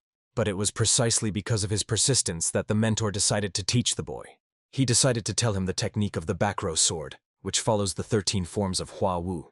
However, he warned, he despises everyone who uses various tricks just to make an impression. If he sees even the slightest trace that the boy studied fencing outside of the Hua Wu techniques, he will immediately be beheaded. However, his stern facial expression was illuminated by complete incomprehension just 4 days later.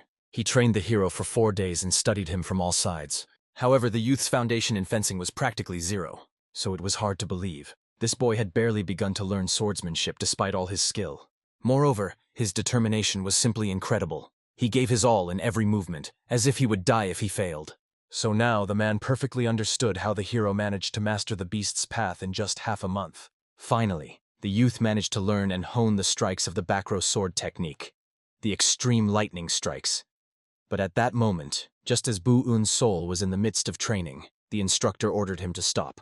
As soon as the youth froze, the mentor explained. The boy had already grasped the entire sword technique, so no more training was needed. After that, he also explained, this sword technique is just a style that requires different body turns for quick switching between speed forms. Moreover, all its forms are designed for such sword movements around the body that it is literally inapplicable in real combat. And yet the instructor noted, Buu Yun Soul tries to use absolutely every form in battle, as if he wants to kill someone. However, despite these words, the mentor explained, this was not the main goal of the sword style. As it turned out, most demonic martial arts require a thirst for killing. However, the Huawu sect rejected this mindset, which exists only to kill opponents to achieve greater heights. But the thirst for killing was in the boy's head. If he does not erase it, he will create a sword style that will harm himself. And these words were exactly the same as those of instructor Jingak, so Buu Yun Soul was not even surprised. The man himself explained, in the past, and even now, he lived with a similar feeling of thirst for killing.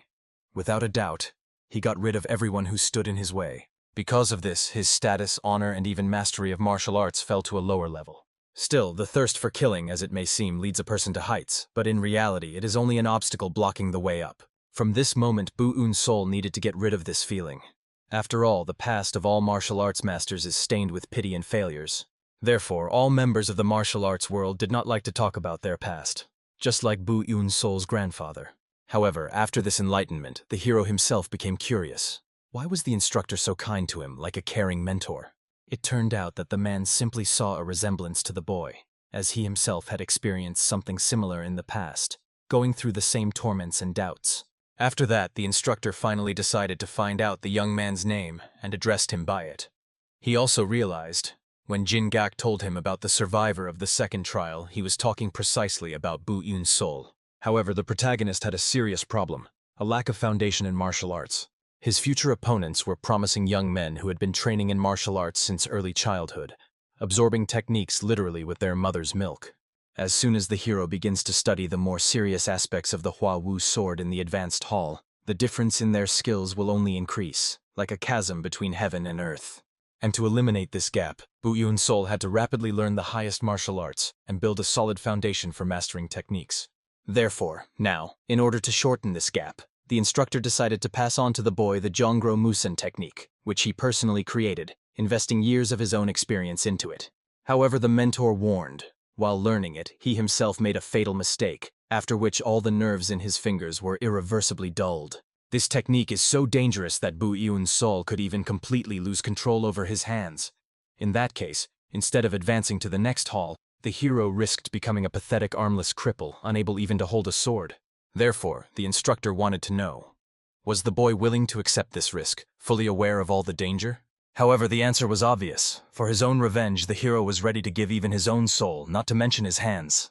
Thus, a whole month passed since the boy began studying the Jongro Musen technique, working tirelessly day and night. Before leaving the intermediate hall, the instructor said that the young man managed quickly, but it still took more time than he initially expected. Having studied the basic techniques in the beginner's hall and more complex ones in the intermediate, Buu Yun Soul finally managed to advance further on the warrior's path. Only he was late again, but this time to the advanced hall, where the others had arrived much earlier. Looking around the room, Buu Yun Soul noticed. Everything felt very different here, as if even the air in this place was different, saturated with power and danger. Moreover, from the students he now felt a completely different energy, not like in the intermediate hall, more mature and threatening. And the previous contempt in their looks was gone, which was not surprising, considering the killing of the guy who dared to show off in front of the hero and paid for it with his life.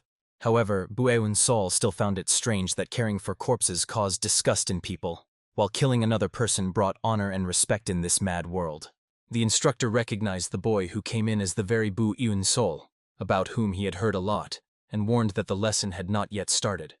Therefore, he suggested the hero sit down and join the other students. And since they had a new student, the old man decided to explain once again the Huawu sword song and the 7 sacred teachings to refresh their knowledge. All teachings. This is the power flowing through the whole body. Stand straight and keep balance unshakable. Chest broad, back straight, and don't overdo it on the first strike, and so on. However, thanks to the fact that the young man studied a more complex technique in the intermediate hall, he was able to understand all these teachings in the advanced hall much faster than the others. As a result, the lesson ended very quickly.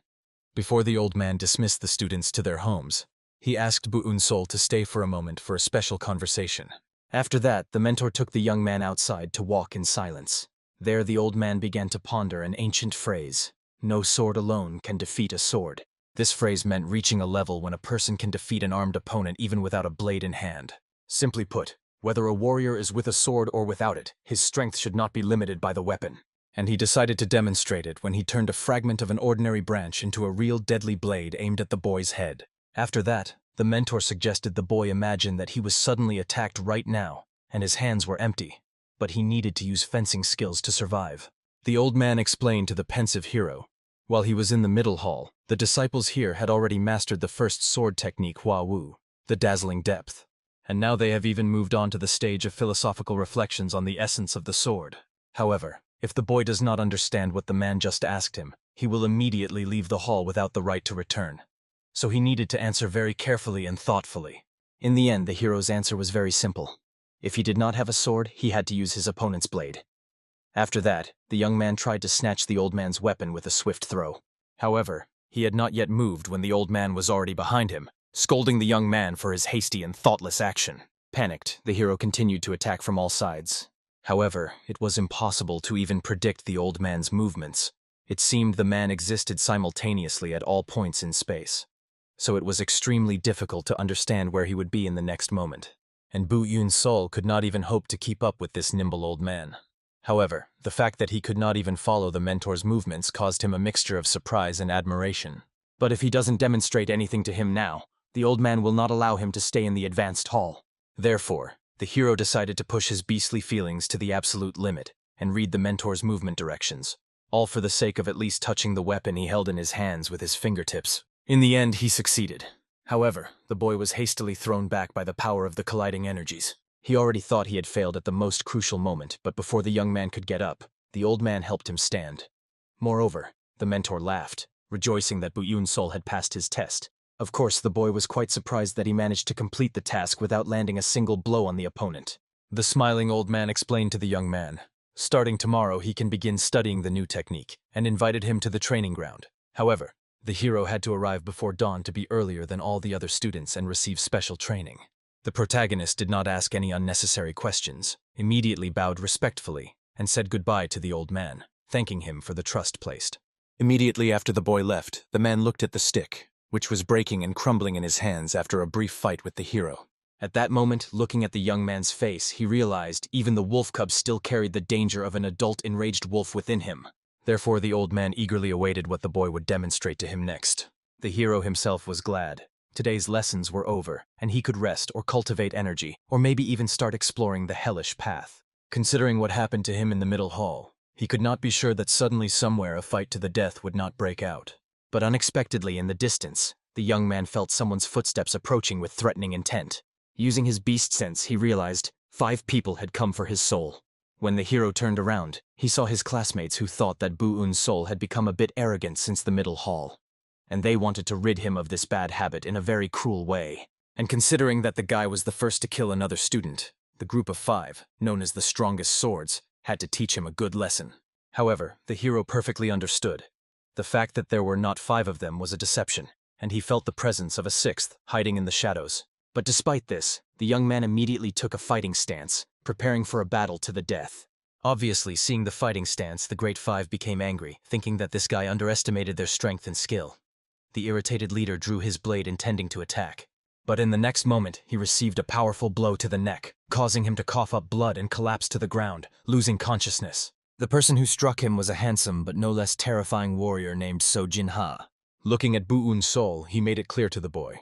They had something to discuss in private. 4 of the 5 did not understand what So-Jin-Ha was doing here, and why he attacked their comrade without warning. However, the warrior coldly ordered them to peacefully get out of his way, for they did not interest him. Just mere kids, unworthy of attention. And of course, those who took the defeated leader fled away in fear. But they swore they would deal with Buu Yun Soul another time, when So-Jin-Ha was not around. After that, the guy, as if nothing had happened, pointed the blade at the hero and made it clear. Finally, a real conversation could begin. The memories shifted to the previous day, to the old man's lesson. The mentor explained, although the students studied the first Hua Wu sword technique, the dazzling depth, one could only claim to have fully learned it when they created their own unique sword form. So he decided to check what they had created. First of all, the old man called Buu Yun Soul to the stage, asking him to perform the first technique in front of everyone. Once on stage, the guy sighed heavily under the intense gazes of the crowd, feeling the pressure of dozens of eyes. Immediately after, the youth drew all 13 strikes one by one with impeccable precision. The old man, analyzing the movements, saw. The boy took the most serious and complex sword technique and turned it into something created solely for killing, devoid of any beauty. He calmly asked the hero to return to his place and called the next student from the hall. Next in line was a warrior named So-Jin-Ha. However, when he stepped onto the stage, Buu Yun Soul immediately noticed a suspicious movement of his sword, full of hidden meaning. At the moment of demonstrating his technique, he definitely executed a counterattack against the one Buu Yun Soul showed in the arena, as if warning him about something important.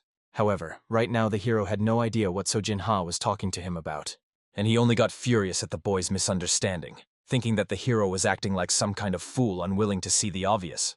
Of course, the warrior perfectly understood. Not everyone gathered within the school walls to become one of the demonic masters.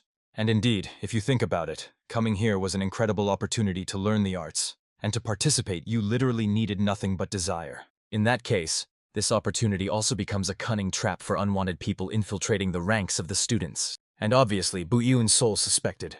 So Jin-ha's fears were connected to the fact that among the school's students there were spies sent from outside. The warrior himself, analyzing Buu Yun Soul's facial expression and voice, realized the boy was truly surprised, which meant he was not lying to his face. Therefore, he sighed in disappointment, realizing that the spy was not the hero after all. And Sojin-ha was just about to have plenty of fun with the spy, extracting all his secrets. After that, the turned-around warrior calmly left, but asked that from now on the hero not stand out too much in the training hall and behave well. Then everything would be fine with him. But if the guy continued to get on his nerves, then Sojin-ha would simply get rid of him without any unnecessary ceremonies. With these words he left, leaving the hero in deep thought. Having learned that spies were operating in this place, the boy worried for a long time, realizing how much he did not know about what was happening around. He believed that he was suspected because he put all his efforts into studying the arts of the Niange Pavilion and the Hua-Wu sect simultaneously. However, for now, the young man decided not to worry. Whether it was a spy or some kind of demon, it was just an opponent that Buu Yun Soul would sooner or later have to face in battle. Finally, another school day came to an end. So the old man finished the lessons with a smile, looking around the classroom and imagining how tired the students were after this hard day of training. However, he reminded them, even masters who had survived many real battles always made time to study the principles of advanced martial arts. Because in this matter, knowledge does not mean ability, and the ability to do something is equated with true knowledge. The interpretation of principles by the old man, which he had been presenting to the students until now, could become a good support for the path of each candidate in the world of martial arts. Therefore, he wished success to all who studied under him in all upcoming battles and trials. At that moment, everyone heard the sound of a gong, which spread throughout the area, announcing an important event. This meant that the time had come to an end. Therefore, the old man ordered the students to prepare to go to the mountain in the center of the island, where something important awaited them. When everyone had already arrived there, a golden dagger with a bloody eye was already waiting for them. Looking at each student with special attention and scrutiny, he solemnly announced, from this moment the third trial would begin. Of course, all the kids began to whisper excitedly when they heard about the third trial. After all, they believed it should be the second trial, not the third. However, Buu Yun Soul clearly remembered that merciless fight to the death that he went through. And it was the second trial. But it seems the others did not know about it, and no one intended to explain anything to them. The master explained, soon all the caves will be sealed with magical seals until 10 candidates are chosen. Until that moment, no one will be able to return to these caves. Therefore, he suggested to the anxious students to prepare in advance and gather everything necessary for survival.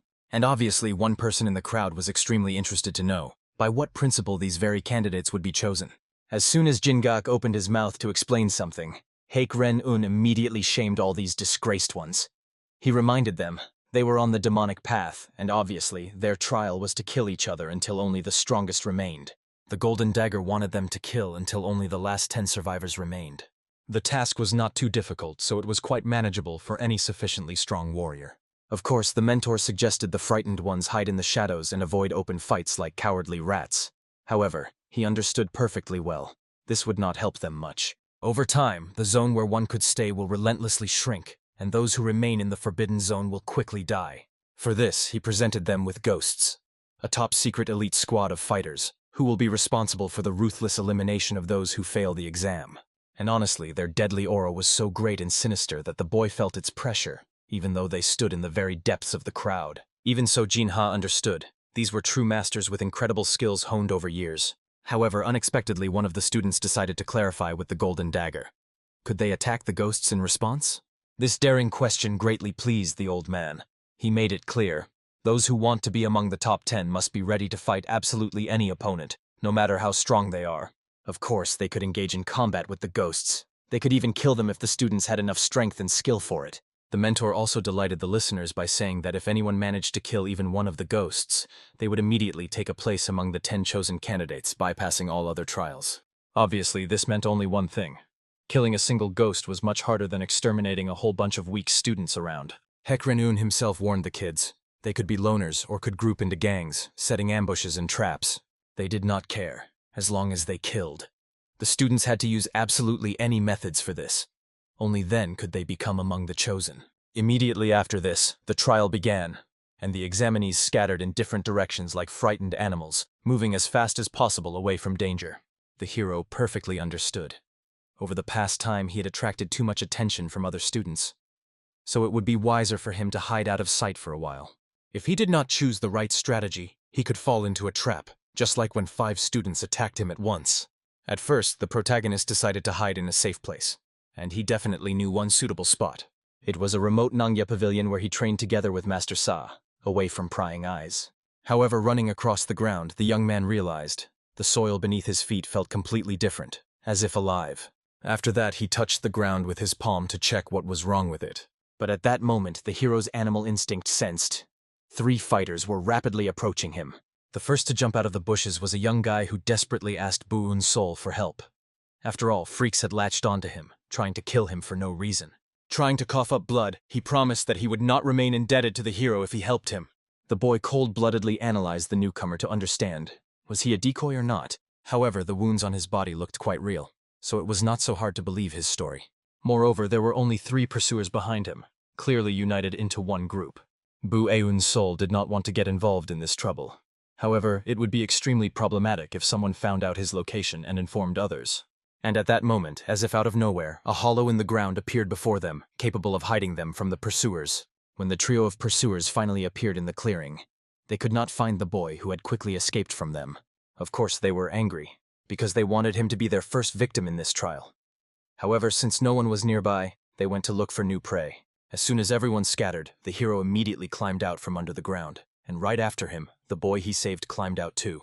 He was very grateful to the hero for his rescue, not even knowing how to thank him. Without Buu Yun Soul, he definitely would have already said goodbye to life on this cursed day. The hero, looking around the pit, realized it was created not only to hide. This means that Master Sa specially prepared it for him. Being inside, the young man felt how incredibly quickly his beast trail senses caught the sounds of footsteps on the ground, as well as the sounds of sword fighting. Literally every vibration reached him with crystal clarity. The situation became so clear to him, as if he saw everything with his own eyes. So the hero assumed the master wanted to teach him that the beast trail uses ground vibrations to detect enemies, even those hidden from sight. At that moment, the hero calmly looked at the boy from the school with a demanding, testing gaze, causing his body to betray him with a tremble of fear. However, trying to hide his panic, he hurried to introduce himself. This young man was named Guillaume Cheol-yeon. He was from the Bloody Sect. After that, he decided to find out the name of his generous savior. However, the hero did not tell him. The protagonist immediately turned around and went about his business, not wanting to waste time on empty talk. And, of course, Guillaume Cheol-yeon followed him like an annoying shadow. He hurried to explain. When the 3rd trial began, he immediately went into the forest, but everyone kept attacking and chasing him, which scared him a lot. The boy wanted at least to just travel alongside the hero, since Buu Yun Soul even hid him from enemies. So Guillaume Cheol-yeon thought, maybe he could trust him. Buu Yun Soul did not answer this question, calmly turning away from the annoying boy. However, the good-natured young man from the Bloody Sect decided that it was silent consent.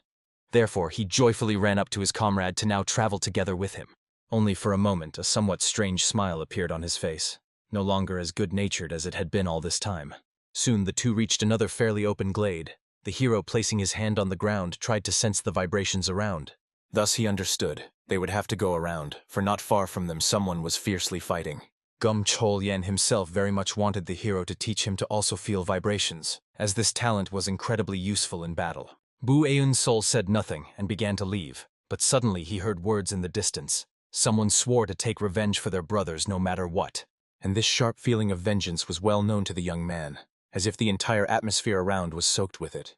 Of course, Gum Chol-yen immediately noticed. The hero's face suddenly changed, despite nothing seemingly having happened. However, he coldly explained. He decided to slightly change the plan and still join the fight he heard ahead. In the end, they cautiously crept through the bushes to see the fighters without revealing their presence. No one knew that at that moment an ambush was already being set above his head. However, when the young assassin attacked the hero from above, he easily stopped the strike, using his blade to block. Of course, the killer was shocked by the opponent's reaction, for the hero blocked his deadly technique of the forbidden extreme invisible art. So, looking at the enemy's skill, he even involuntarily took Buu Yun Soul for a professional assassin like himself. However, the hero did not say a word. With just one attack from the 13 forms of Hua Wu, he cut the enemy's body in half like a sheet of paper. In fact, the young man knew perfectly well. This opponent was strong, as his presence concealment skill was incredibly good. If Buu Yun Soul had not mastered the beast trail skills, he would have had to struggle longer with this dangerous enemy. After that, the hero returned to tracking, and immediately began peeking out from behind the bushes. With the help of the beast trail, he felt the people there were still fiercely fighting. So he was extremely curious. If he helped the fighting guy, would he feel satisfaction from revenge? Realizing that their opponent was already too weakened by wounds, the attackers decided they only had to finish him off quickly. As a sign of respect, they even promised to kill quickly, without unnecessary suffering. However, they could do nothing, because at that moment the hero single-handedly jumped into the fight, attacking a whole crowd of enemies without a trace of fear. Of course, everyone was stunned when they realized the guy they were about to kill had actually managed to call his friend here for help. However, overall, they did not see this as a problem, considering it just another riffraff that needed to be killed on the way. However, they did not expect at all. This so-called riffraff, immediately after engaging in the fight, would already kill 2 of their comrades with lightning-fast strikes. At that moment, another enemy charged straight at the hero with a furious scream. However, he did not even manage to do anything before he, bleeding profusely, collapsed lifelessly to the ground.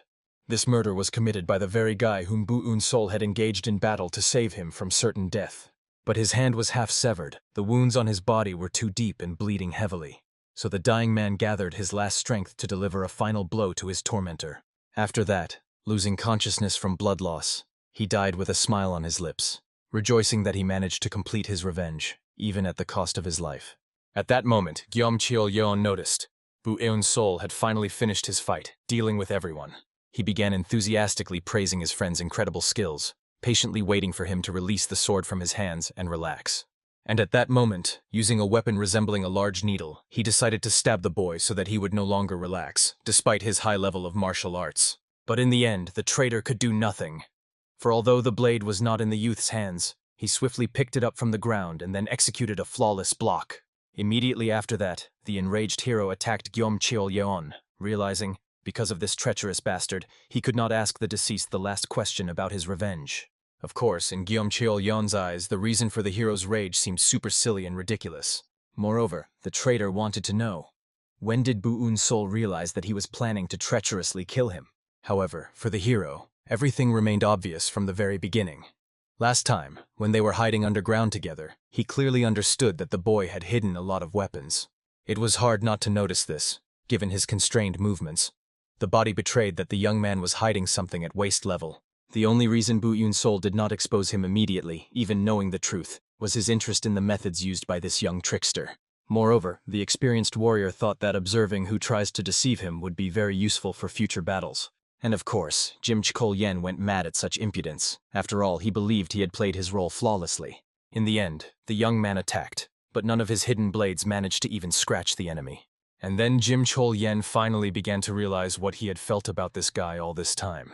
The opponent seemed to predict every one of his moves. The young killer was very close to the truth. In the end, having come close in just one attack, the hero wounded the boy in the shoulder, causing scarlet blood to immediately flow down his body. Samjae Buu Yun Soul, seizing the moment, picked up the hidden weapon from the ground to examine the needles more closely. Although this weapon was skillfully made, it became completely useless if the person being targeted knew about the hidden arsenal. And of course, the enraged boy immediately rushed at the hero after these words, ready to destroy him even at the cost of his own life. However, in the end, it all ended with his own death. Without even making special efforts, the master parted with this enemy, inflicting many wounds with his blade. With a lightning-fast movement, he hid his sword in the sheath, and at that very moment, the lifeless body of the opponent collapsed to the ground. Only after that did the hero manage to see the hidden weapon in more detail, realizing that if he had not noticed it earlier, he could have had serious problems up to fatal wounds and defeat. Moreover, what is most sad in this situation, he saw in the eyes of Jim Chol-yen a fading spark of life. The young man was clearly someone who wanted to live. But still, Jim Chol-yen was very different from the guy the hero saved. In the last moments of his life, he wanted to ask, what does a person feel when they complete their revenge? Besides, he wanted to know if after avenging his grandfather, he could also die peacefully with a smile on his face. In the end, Buu Yun Soul decided to take the sword of the fallen boy as a reminder of this moment, after which he left. He did not know that all this time he was being closely watched from the shadows. The pursuers themselves saw that the young man used the basic sword technique of the Hua sect, which is not highly valued in real combat, and could not even kill an assassin. So, despite the observers considering him quite impressive, there were plenty of recruits with talents like his. So if the hero does not raise his level, surviving in hell will be incredibly difficult for him. Thus the hero's trials continued, and the next day he was already running for his life from the pursuit. Many test subjects chased him to prevent Buu Yun Soul from escaping and killing him. They attacked with various weapons, and so far the hero managed to successfully avoid enemy strikes. However, the guy who wielded a metal whip still managed to hit him with a strike to the back. And since this trio still did not fall behind the hero, Buu Yun Soul realized that if he continued just running from them, he would soon simply run out of breath. So he urgently needed to come up with some plan. At that moment, at the highest point of the island, watching everything happening, stood the Golden Blade together with his assistant Jin-gak.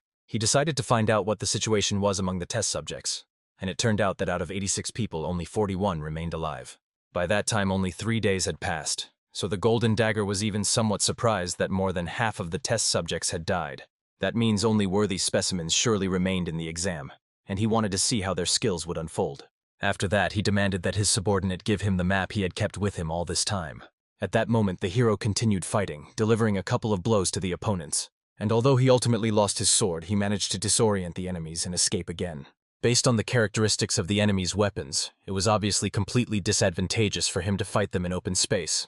So at first he decided to go to an area where the space was much narrower so that the enemies would be right in front of him. He did not suspect that at that moment the Golden Dagger decided to reduce the territory for the fighters, and his gaze fell on the Hua Battle Hall where he had ordered the ghosts to be released. The hero ran into this hall, and soon after him also followed his pursuers. Enemies, wandering through the corridors, kept trying to find where Buu Yun Soul had gone, and even mocked him. After all, he was like a rat hiding in the corners. One of the leaders warned that no matter how far the fugitive tried to run away, he would still die, so he suggested that he come out of hiding. He did not even know that the boy was already behind his back. After all, the warrior did not intend to hide in principle. However, unfortunately, the enemy managed to evade the surprise attack. Moreover, he mocked the hero, as such pathetic tricks could not corner him in any way. He threw his throwing secret weapon to the side of the hero, from each attack of which he easily dodged. And of course, the guy was furious that the hero read all his moves, but he couldn't stay angry for long, as the hero instantly slit his throat with his sword. Immediately after that, he rushed at the others who were using long metal whips to attack. They immediately began to attack, but unfortunately they were too slow, so another one of them lost his hand. Only then did the finally gathered group of survivors realize that this guy had deliberately lured them here. All because in the confined space, the formation of the squad White Horses lost its power. Their strength significantly decreased, and the direction and options of techniques became easily predictable. Moreover, individually none of the guys posed a serious threat, so he decided to deal with them one by one. Fortunately, the narrow corridor structure allowed him to do so. However, unfortunately, he was still hit by another attack. A whip that bounced off the wall and struck the young man in the stomach. Obviously, while he was lying on the ground, the others considered it the perfect chance to survive and rushed to run to the exit. However, they ran into a warrior who was guarding that exit. He warned the guys that they better not even try to escape, since it was a disgrace for the followers of the demonic path. He was the leader training these guys. So they hurried to explain that they wanted to leave because it would simply be inconvenient to fight in the martial arts hall. However, hearing these words, the leader personally killed them all, realizing that he should not have taken weaklings under his wing who had not even reached an advanced level. At that moment, a hero emerged from hiding, who immediately understood that this man was the leader of those guys. And he honestly admitted that he was very impressed by Buu Yun Soul's skills, and learned that the techniques he had used earlier were techniques of the Hua sect. Right after that, he introduced himself to the young man with a smile, after which he wanted to know the hero's name. But instead, Buu Yun Soul could not understand why the man killed his own disciples. He only laughed contemptuously at such a stupid question, realizing that he did not need to know the name of the one who was about to die. Immediately after that, he took out his lasso and attacked the young man, breaking the weapon the boy had wielded all this time with it. The leader explained with a smile that he had heard that at the advanced level of the Hua Hall, The kids were taught only one sword technique, and that was a defensive one.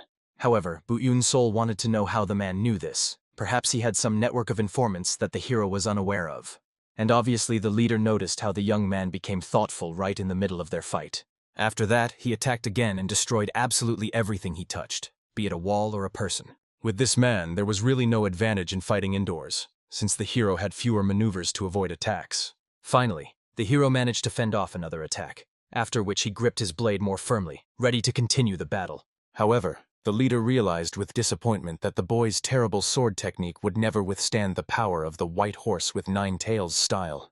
Immediately after that, he got seriously enraged, so his whip began moving in all directions at once, confusing the enemy. He himself laughed madly, realizing that very soon the white horse's whip would take the life of this boy. The hero tried to analyze the enemy's attack and realized that the defensive style he had learned at the advanced level of the Hua Hall would not be able to block the attacks. After all, he did not have enough strength to break the horsewhip. However, he remembered something he was taught in the beginner, and especially in the intermediate hall. By this time, the whip was already coiling from all sides, and the leader noticed how the boy kept struggling to the last, trying to break free from this iron prison. Of course, he tried to explain to the boy that his pathetic technique would not help at all. However, very soon the young man managed to break this ring circle, finally escaping from the captivity of the iron whip. Immediately after that, he rushed at the opponent, using the intermediate hall technique, Extreme Lightning Strike. The man did not realize until the last moment that he had been mortally wounded by this enemy technique. Moreover, due to the size of the slashed wound, he did not even feel pain because of the shock. But very soon, bleeding profusely, he lost consciousness on the cold ground, allowing Buu Yun Soul to finally catch his breath and recover. As the intermediate hall instructor told the boy, his sword technique was indeed a very dangerous style, but at the same time it was the most powerful attack he was currently capable of. However, obviously using it again would not be easy. But he was still very lucky to have learned this technique in the intermediate hall. But by then he had already spent too much time. The limited zone would soon change, so he needed to leave. In the next moment, Buu Yun Soul felt a wave of ominous energy rolling over him from behind, thick, oppressive, like a shroud of death. It was a guardian ghost, appearing to close another forbidden zone and eliminate the disobedient students who dared to linger here. This meant one thing. Right during their fight, this place turned into forbidden territory. But he did not come here to run from battle and cling to life at any cost.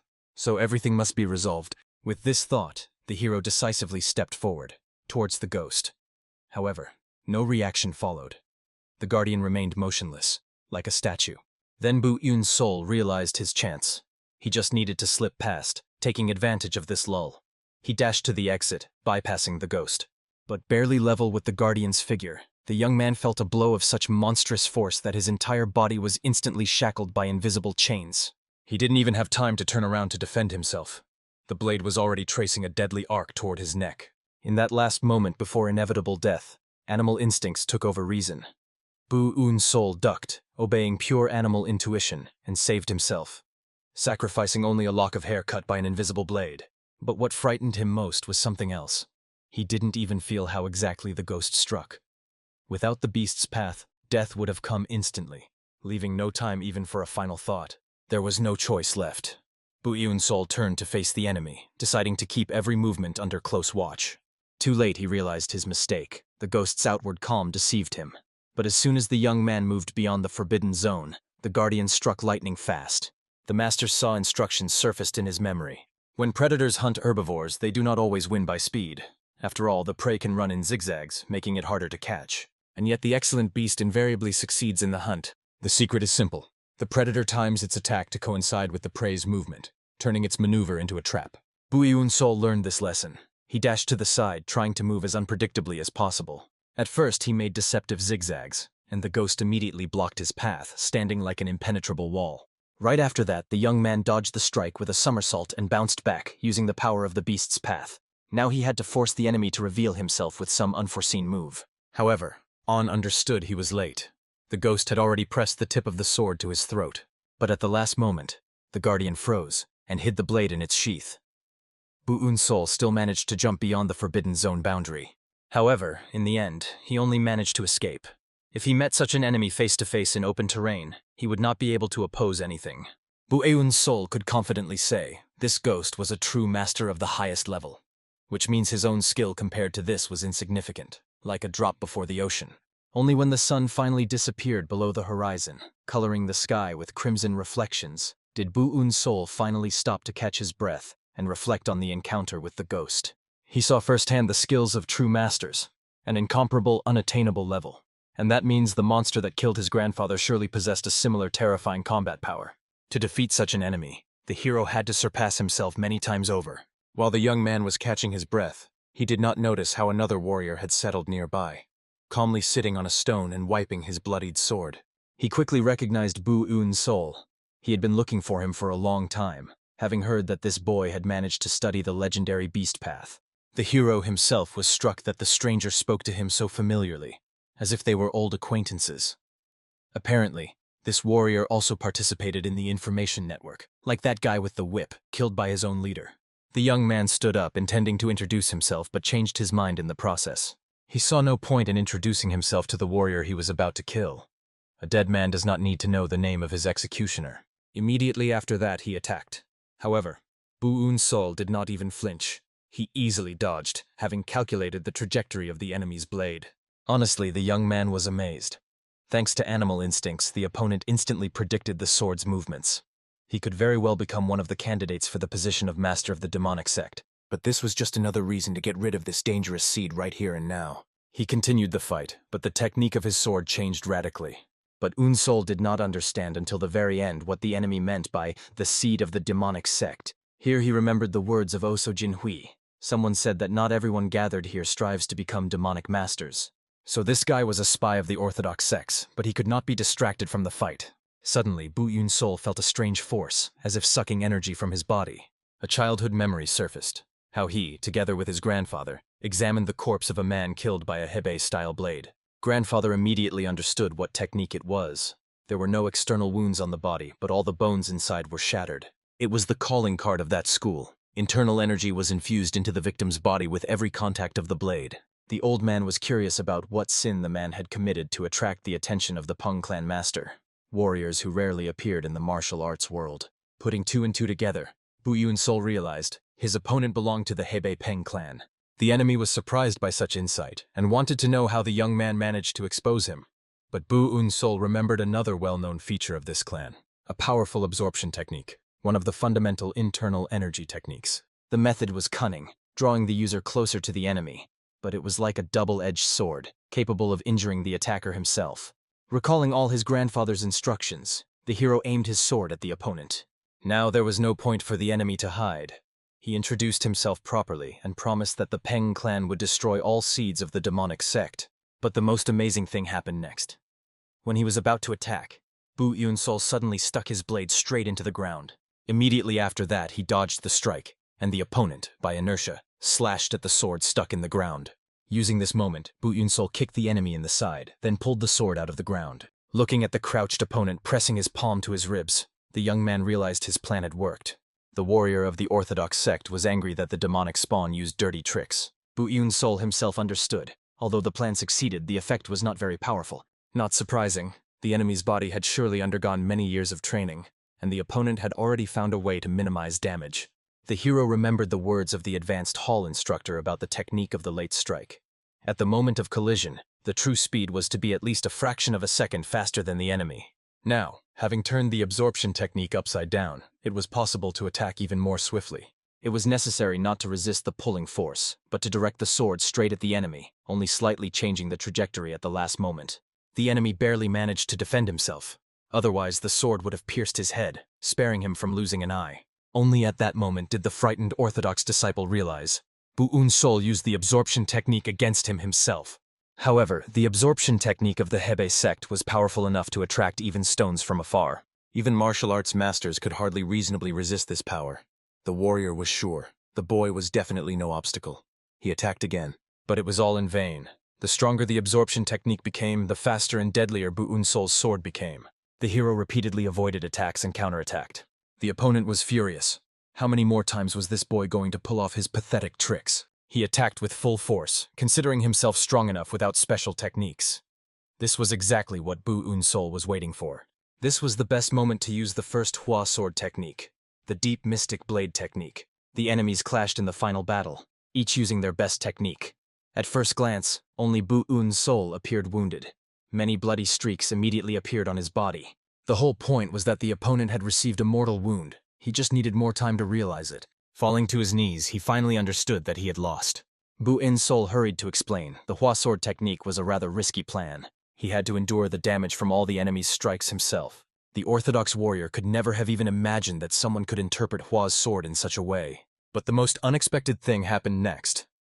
Buu Yun Soul left him alive and simply walked away, considering that this guy had nothing to do with his revenge. The orthodox master was stunned. In his entire life he had met many fighters, but someone so interesting appeared for the first time. He could only hope that his paths with Buu Yun Soul would never cross again. Such an opponent was especially dangerous. But as soon as the hero disappeared from sight, a ghost approached the wounded warrior, coming to kill him. The guard felt sorry that the guy from the orthodox sect, a member of the Hebei Peng clan, despite all his strength, turned out to be so powerless in battle. Only at the last moment did the dying warrior realize. The ghosts had known from the very beginning who he was, and still allowed him to be selected.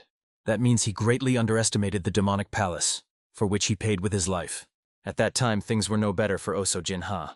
Hiding behind a tree, he was pulling countless needles out of his body. Honestly, the young man could not have imagined that among the participants there would be someone so virtuoso in handling poisons. In the next moment, the opponents discovered him. They only regretted the fate of the guy who caught the special needle of the hellish bloody fortress.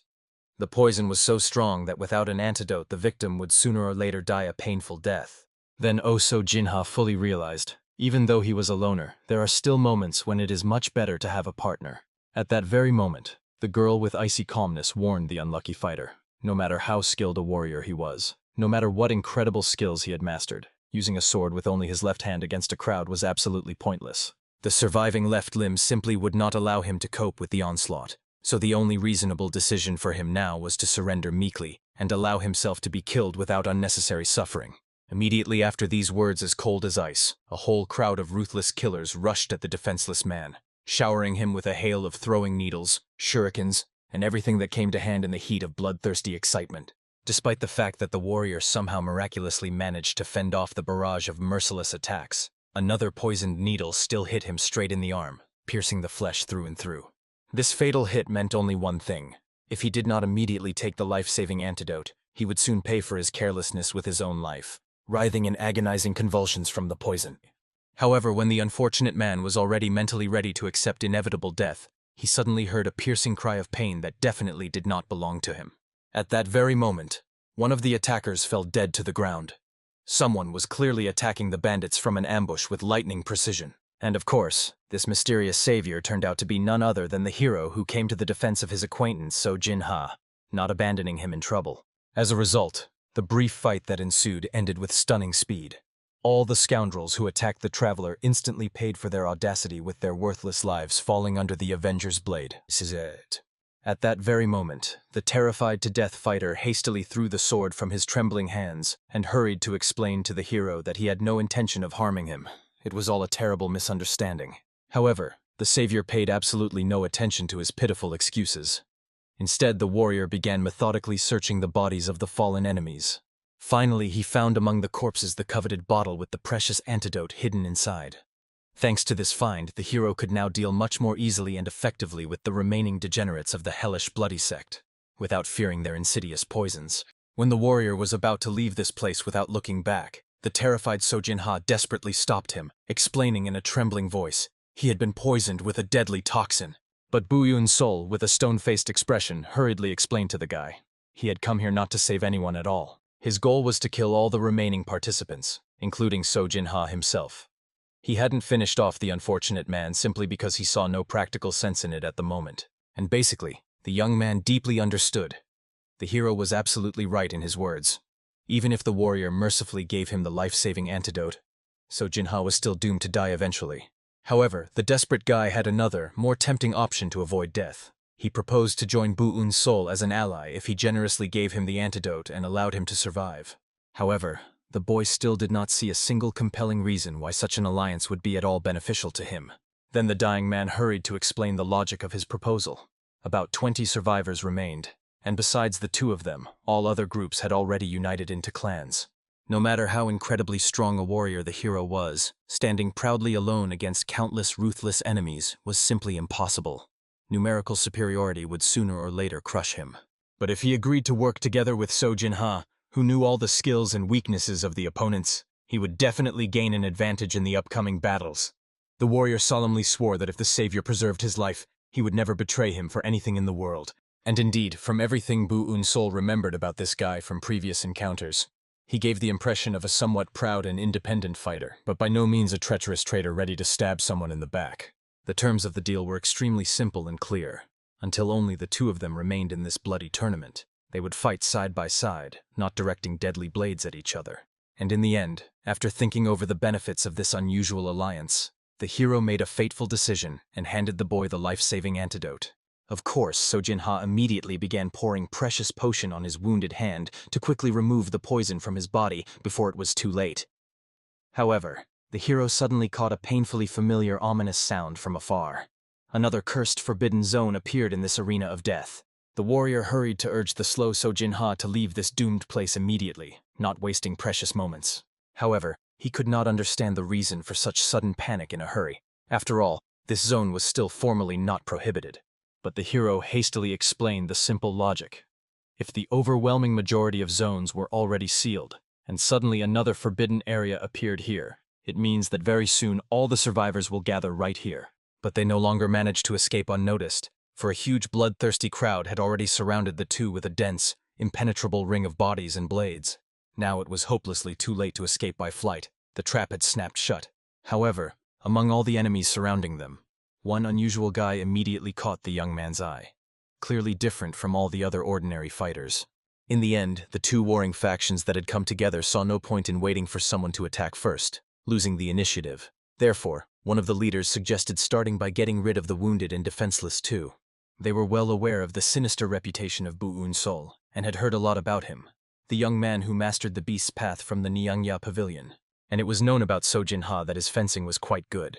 Moreover, the trickster carefully studied the combat skills of other students, searching for weaknesses, so underestimating this pair would be a fatal mistake. Moreover, it was obvious. These two stubborn ones never joined any groups until the very end, remaining proud loners. In the end, the enemies simply united everyone against them, creating a temporary alliance. At that tense moment, Sojin-ha calmly pointed to the bottle tied to the hero's arm. In this modest container was stored a powdered antidote, which he had very recently and generously handed over to the guy for salvation. However, he acted preemptively, presented the contents as the deadly poison of the bloody sect, and sharply threw the powder right into the unsuspecting faces of the nearest enemies. Of course, all the attackers immediately covered their faces with their hands in panic, firmly convinced that the legendary poison of the cursed bloody sect was in the air. At the same time, amidst the chaos, Buu Yun Soul together with the resourceful Sojin-ha miraculously managed to escape the deadly encirclement, taking advantage of the confusion. Unfortunately, the most perceptive of the pursuers quickly realized the air did not contain poison at all. They had been shamelessly deceived. However, Sojin-ha was still immensely glad about this outcome. After all, the harmless powder managed to create a perfect smokescreen to break away from the chase and disappear into the chaos. Moreover, the open space was now completely disadvantageous for them tactically. They urgently needed to hide somewhere in the mountains, among winding paths and hidden caves.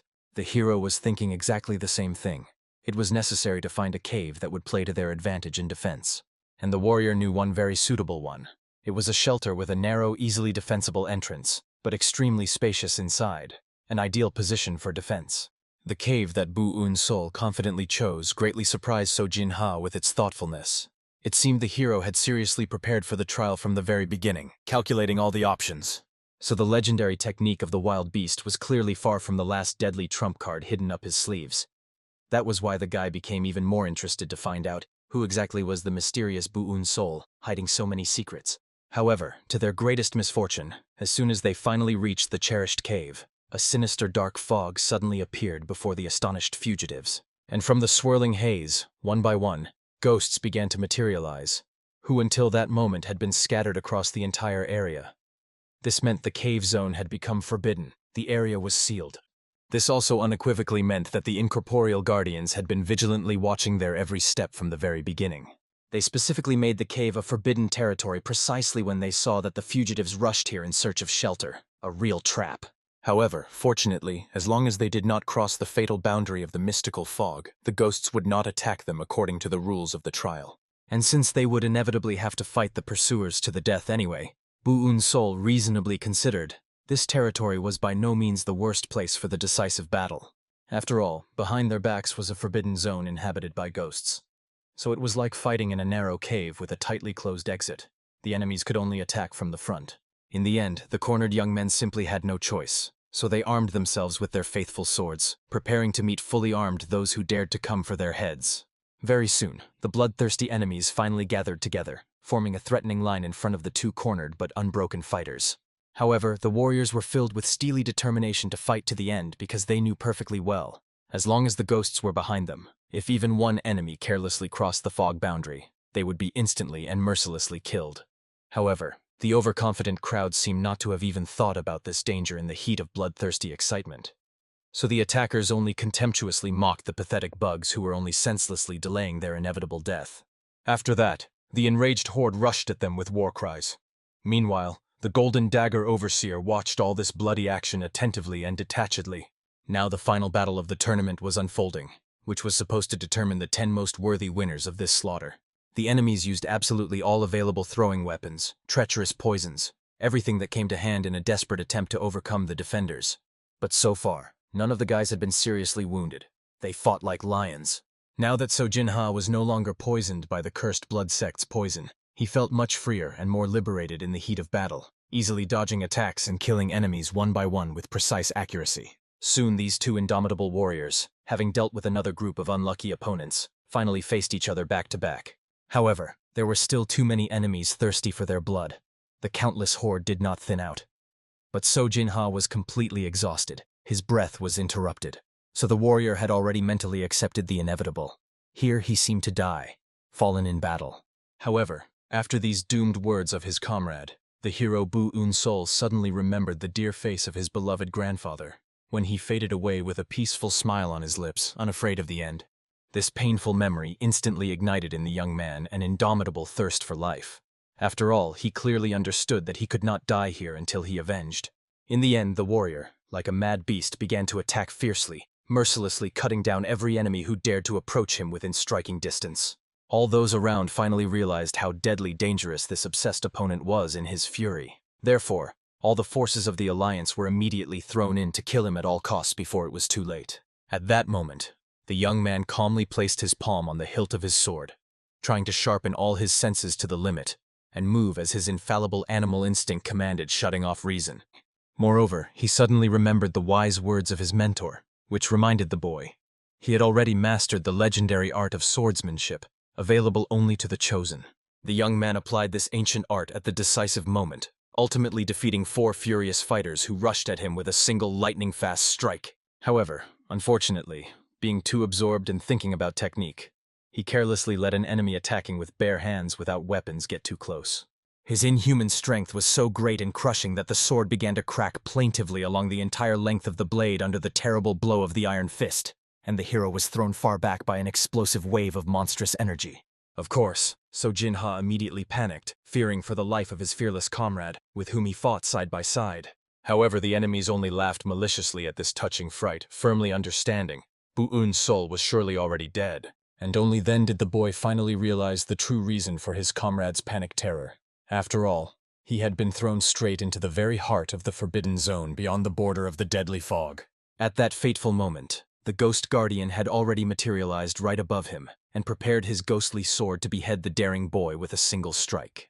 However, not allowing this unjust execution, the overseer loudly shouted, calling the attention of all present. As if on cue, protecting his promising student, Master Sa appeared, blocking the ghost's path to the victim and preventing the guardian from killing the talented youth.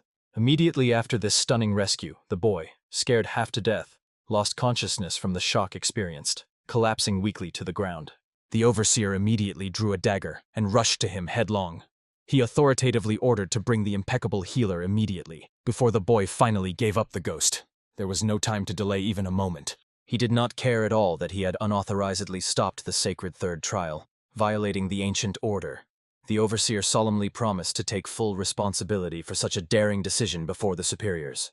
All because he had finally found a true priceless treasure, a warrior with lightning-fast predator reflexes, an indomitable thirst to win, and an absolutely unshakable heart of a true fighter. Buu Yun Soul was an uncut diamond of the rarest purity, who simply had no significant flaws. A true genius by nature, worthy to become the supreme holy demon.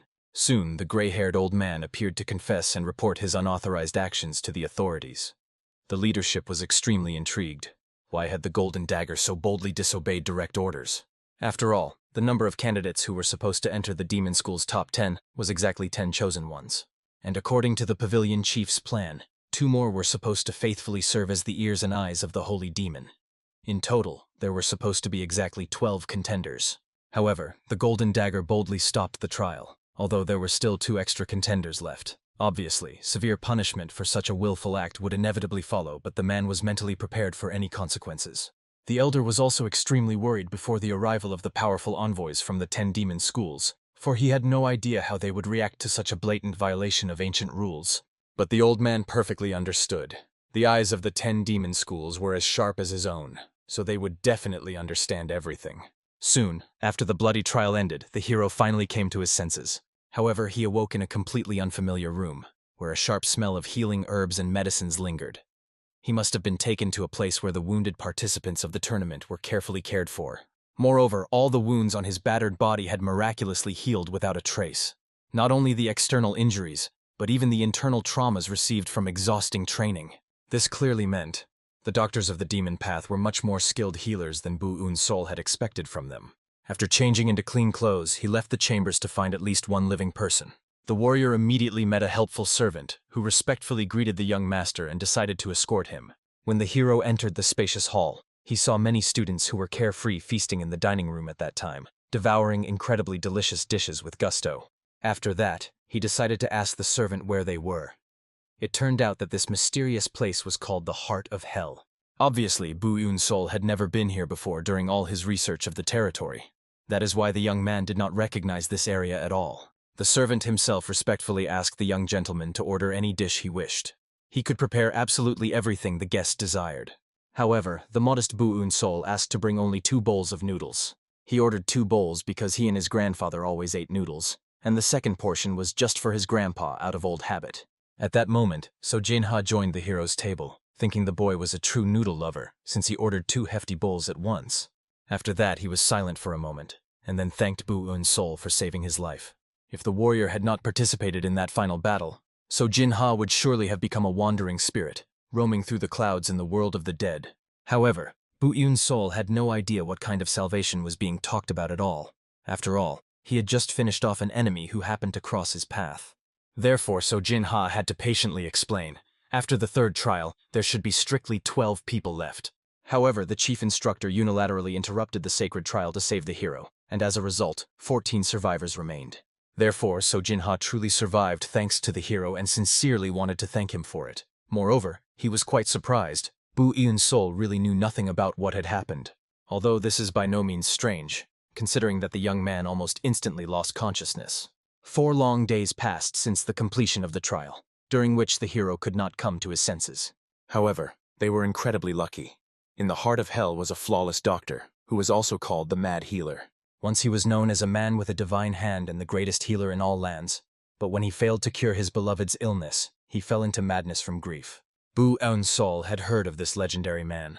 Rumor had it that he could save anyone still breathing, regardless of the severity of their wounds. It is no wonder that the warrior was now completely healthy. Perhaps, if grandfather had met this talented doctor back then, he would not have lost his precious life. After that, So Jinha decided to tell the hero absolutely everything he knew about the surviving guys. He brazenly took Buu Yun Soul's bowl of noodles and began a leisurely story, ignoring the hero's displeased face. However, what truly surprised the warrior was that those dangerous killer guys with whom they fought to the death turned out to be the elite sent by the 10 demon schools. They say demons choose their successors based on their evaluation. The hero quickly understood why the martial arts of the contenders surpassed even the skills of the instructors themselves. However, Buu Yun Soul still had no idea. Why did the Golden Dagger decide to save him, risking everything? Even So Jinha himself was extremely curious to know the true reason. He thought that Ren-un decided to involve the boy in the war of the 10 demons. Perhaps his school was somehow connected to the Golden Dagger, or had they met before. However, there could be no connection between these two. That made it even stranger. After all, the chief instructor was severely punished for his audacious act. As far as So Jin-ha heard, he left his high position and returned to the path of the swordsman. Hearing this, the hero could not understand at all. Someone who had nothing to do with him risked severe punishment and condemnation just to save his life? However, suddenly they heard a loud sound of a bell ringing throughout the entire building. So Jin-ha immediately stood up and led the hero with him. It was a signal for those who remained in hell. He indicated that the Supreme Council of 10 demon schools had arrived, whom they were to greet with honors.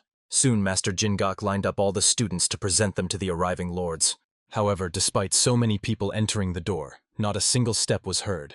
They seemed to move silently through the air like ghosts.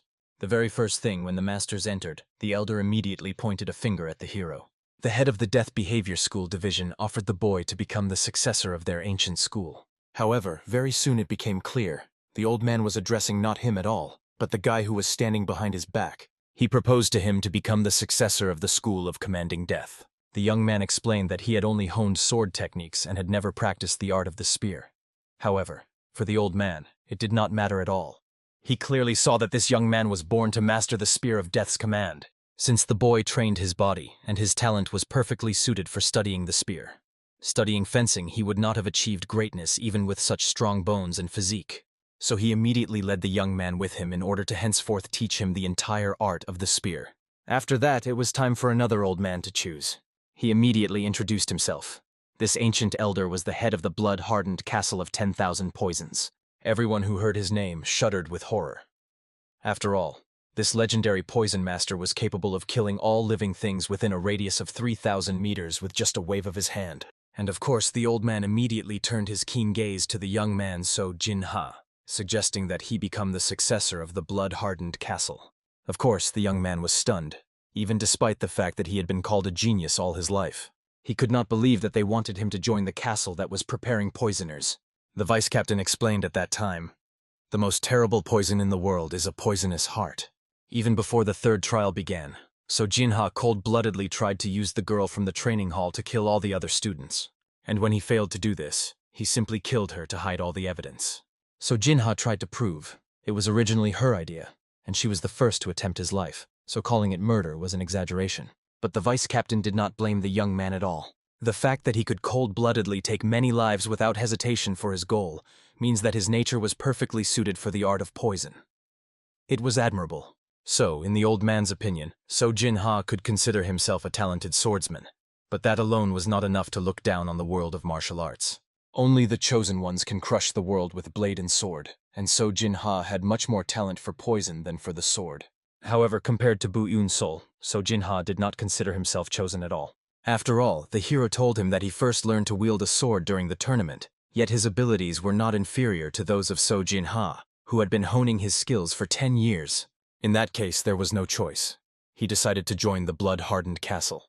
Immediately after that, the old man withdrew, leading the student away with him. Now it was the turn of the head of the main school. The man hurried forward, closely examining the students. This was the current greatest demonic sword of the Flaming Rain clan. Everyone immediately held their breath. After all, this was the student of the previous clan master, the greatest demonic sword in person. Everyone was extremely curious about whom he planned to choose, and many secretly prayed that it would be them. However, the man turned his stern gaze to the boy Buu Yun Soul. He had already heard about the hero. After all, many elders praised him. Moreover, the youth had inherited the technique of the middle hall instructor Jeon. The man eagerly awaited the boy's future achievements, for the martial arts of their clan were incomprehensibly deep and required diligent honing. However, looking at the other masters awaiting the verdict, the hero calmly explained he did not wish to join the Flaming Rain clan. Of course, the man was quite surprised by such a bold answer, and afterwards, he was seriously enraged that the boy dared to reject his offer. He spread his oppressive energy around, pressing the hero to the ground with crushing force. However, the warrior explained he had the right to refuse the given offer, but the man could not believe that someone would reject the main school's offer in favor of another. So he decided to find out. Where did he want to go? And the fact that Buu Yun Soul planned to go to the Nangya Pavilion offended the leader even more. Of all places, he decided to go to the most despicable pavilion, which could be considered an insult to the main school. Honestly, this man was so furious that it seemed his aura alone was breaking the boy's entire body. It is not surprising. This man was the greatest demonic sword. However, Master Sa hastily stood up to protect the young man, shielding him with his body. But the leader was only more enraged. Some pathetic vice leader of the pavilion dares to block his way. The man himself hastily grabbed his sword, showing readiness to draw the blade before the demonic sword. And then the leader realized. This man dared to be arrogant, thinking that friendship with the leader would protect him. The others clearly understood. If the demonic sword went berserk, other candidates could also get involved in trouble and be killed. The conflict had to be stopped urgently. Therefore, the young man in green robes who arrived hurriedly begged the demonic sword to slow down. After all, everyone was too angry, and the situation was getting out of control. However, Yun Soul answered the question with a question. What does Jim Gon mean? Then the monk released his hand and clarified. Had anyone taught Yun Soul how to calm the mind and breathe properly? In response, the young man admitted that his grandfather had indeed taught him breathing techniques, to which Jim Gon asked him to demonstrate this technique. Then Yun Soul did everything exactly as his grandfather had taught him, relaxed his body, cleared his mind, and slowly took a deep breath. However, Jim Gon was struck not so much by the technique itself as by the fact that the young man performed it standing. But then the monk pulled himself together and asked sternly, was Yun Soul really taught this technique by his grandfather? In response, the young man said that he first learned this technique when playing dead with his grandfather. Thus in Yun Soul's Dantian, Qi had already accumulated enough for 10 years ahead. Then the monk asked the young man what his grandfather's name was, to which Yun Soul replied, Butsun Yang. Jim Gon was familiar with this name because in Murim it was the name of once the strongest swordsman of the demonic path and former vice head of the demonic court. The monk's words shook Yun Soul. He could not believe that his grandfather was the very vice head of the demonic court, because why would such a person become a simple gravedigger? However, the following words of Jim Gon shook the young man even more, because the breathing technique of Butsun Yan is a technique of the Shaolin school. This means that grandfather Yun Soul was a master of the traditional martial arts of Murim. And if the truth about this comes out, not only will Yun Soul lose his position as one of the 10 demon successors, but he will not be left alive at all. However, despite this, Jim Gon smirked and assured that he trusted the young man and did not care whether he studied traditional or demonic arts. The monk agreed to teach Yun Soul in order to keep the promise given to the Nongya Pavilion.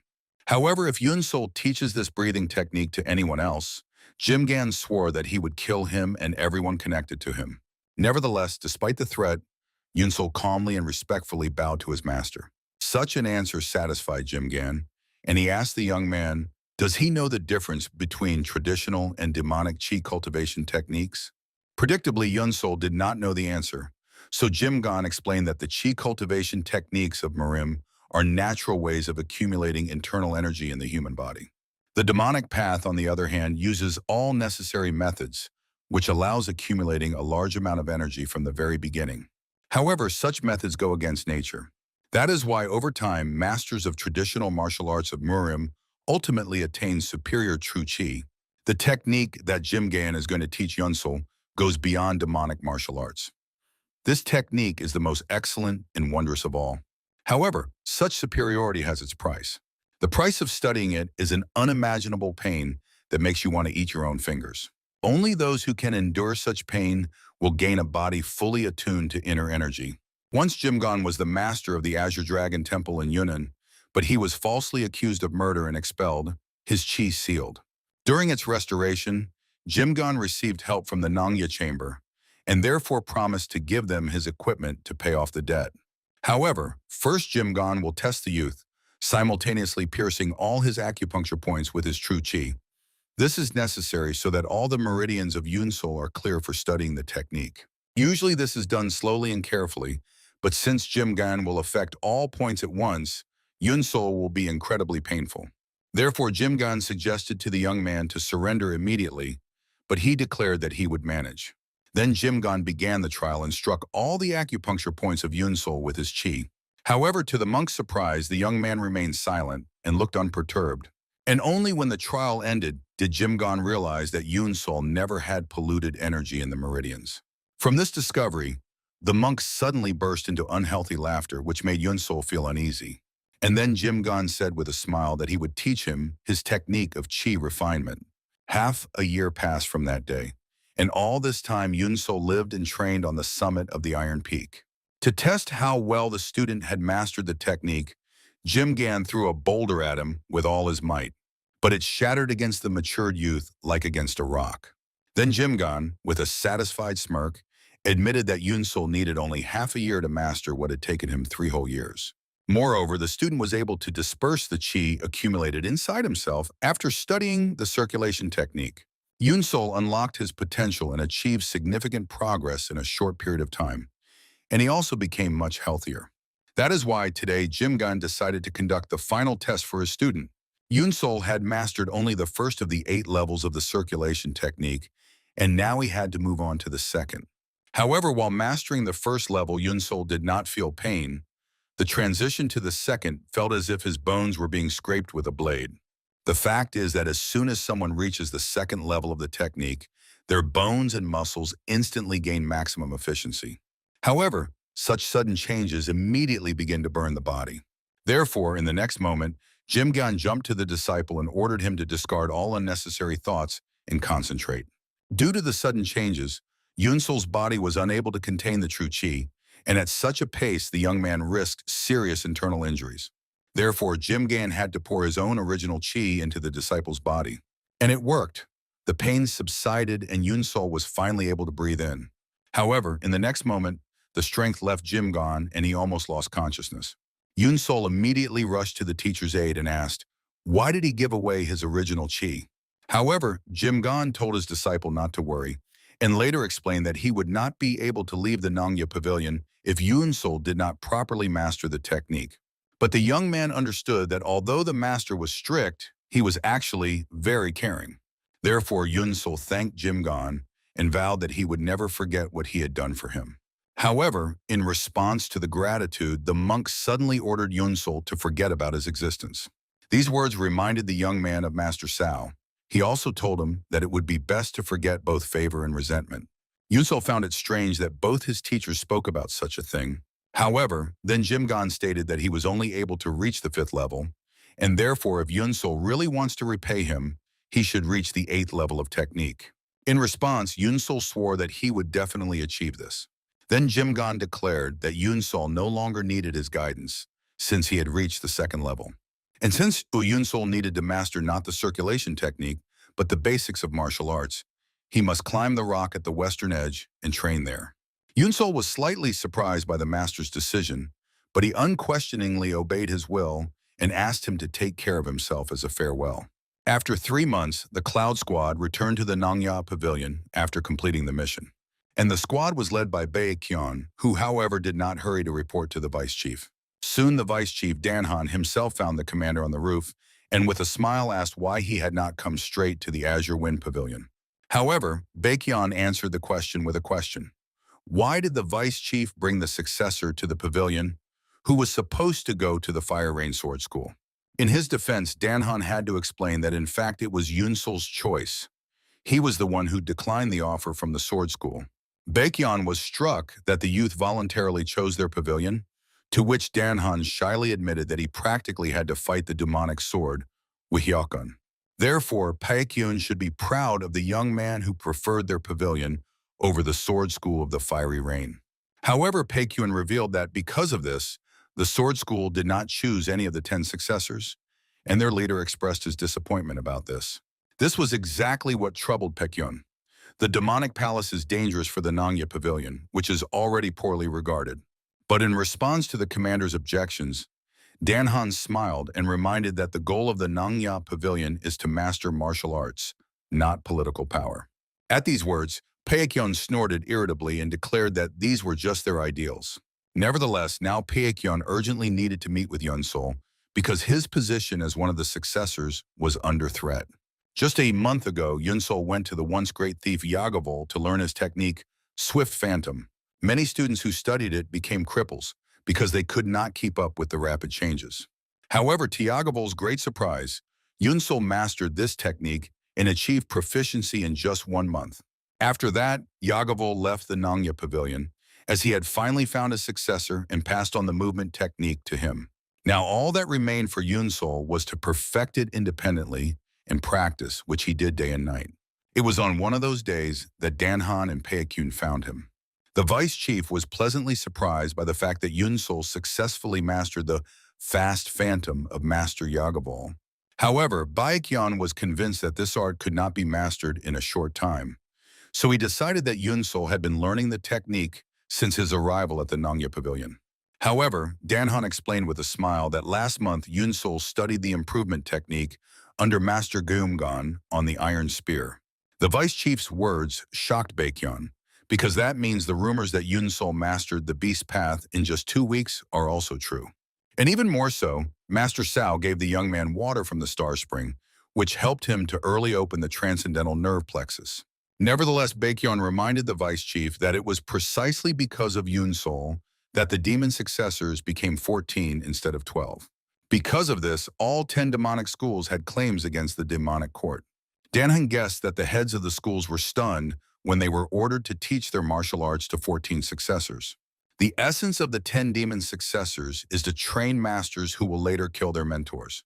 Therefore, students are forced to participate in competitions to determine the 10 successors. But this time, the only son of the leader of the White Demon Temple, Kanmuryeon, died and was killed by Yun Soul himself. Moreover, the Fire Rain Sword School is making a fuss because their sword technique was learned by someone who is not a student of the school. Because of all this, the sword demon Baekhyun strongly demands disciplinary action, and Chonungwan has been removed from his position and is in custody.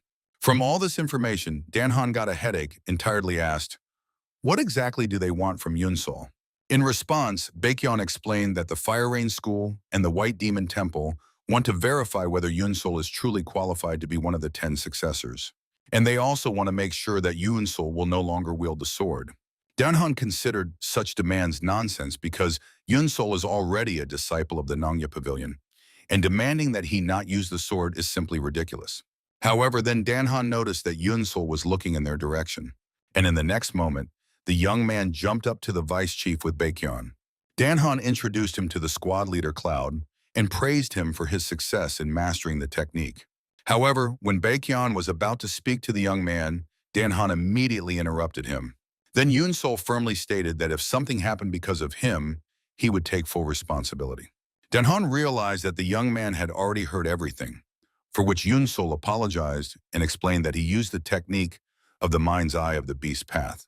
Baekhyun was once again amazed at what he heard, because it turned out that the young man used 2 techniques simultaneously. Using the fast phantom technique, Yun Soul was able to stand on the water surface, and with the technique of the eye of the mind, he caught the vibrations of the water surface. After such skepticism, Baekhyun was dispelled, and he asked the vice chief, "Why not believe in such a genius?"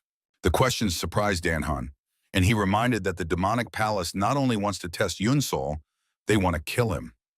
Moreover, if the vice chief refuses the demonic court, it will cause problems for the Nongya Pavilion, but Danhan was still against it. Then Yun Soul took the floor and declared that he would go to the demonic palace.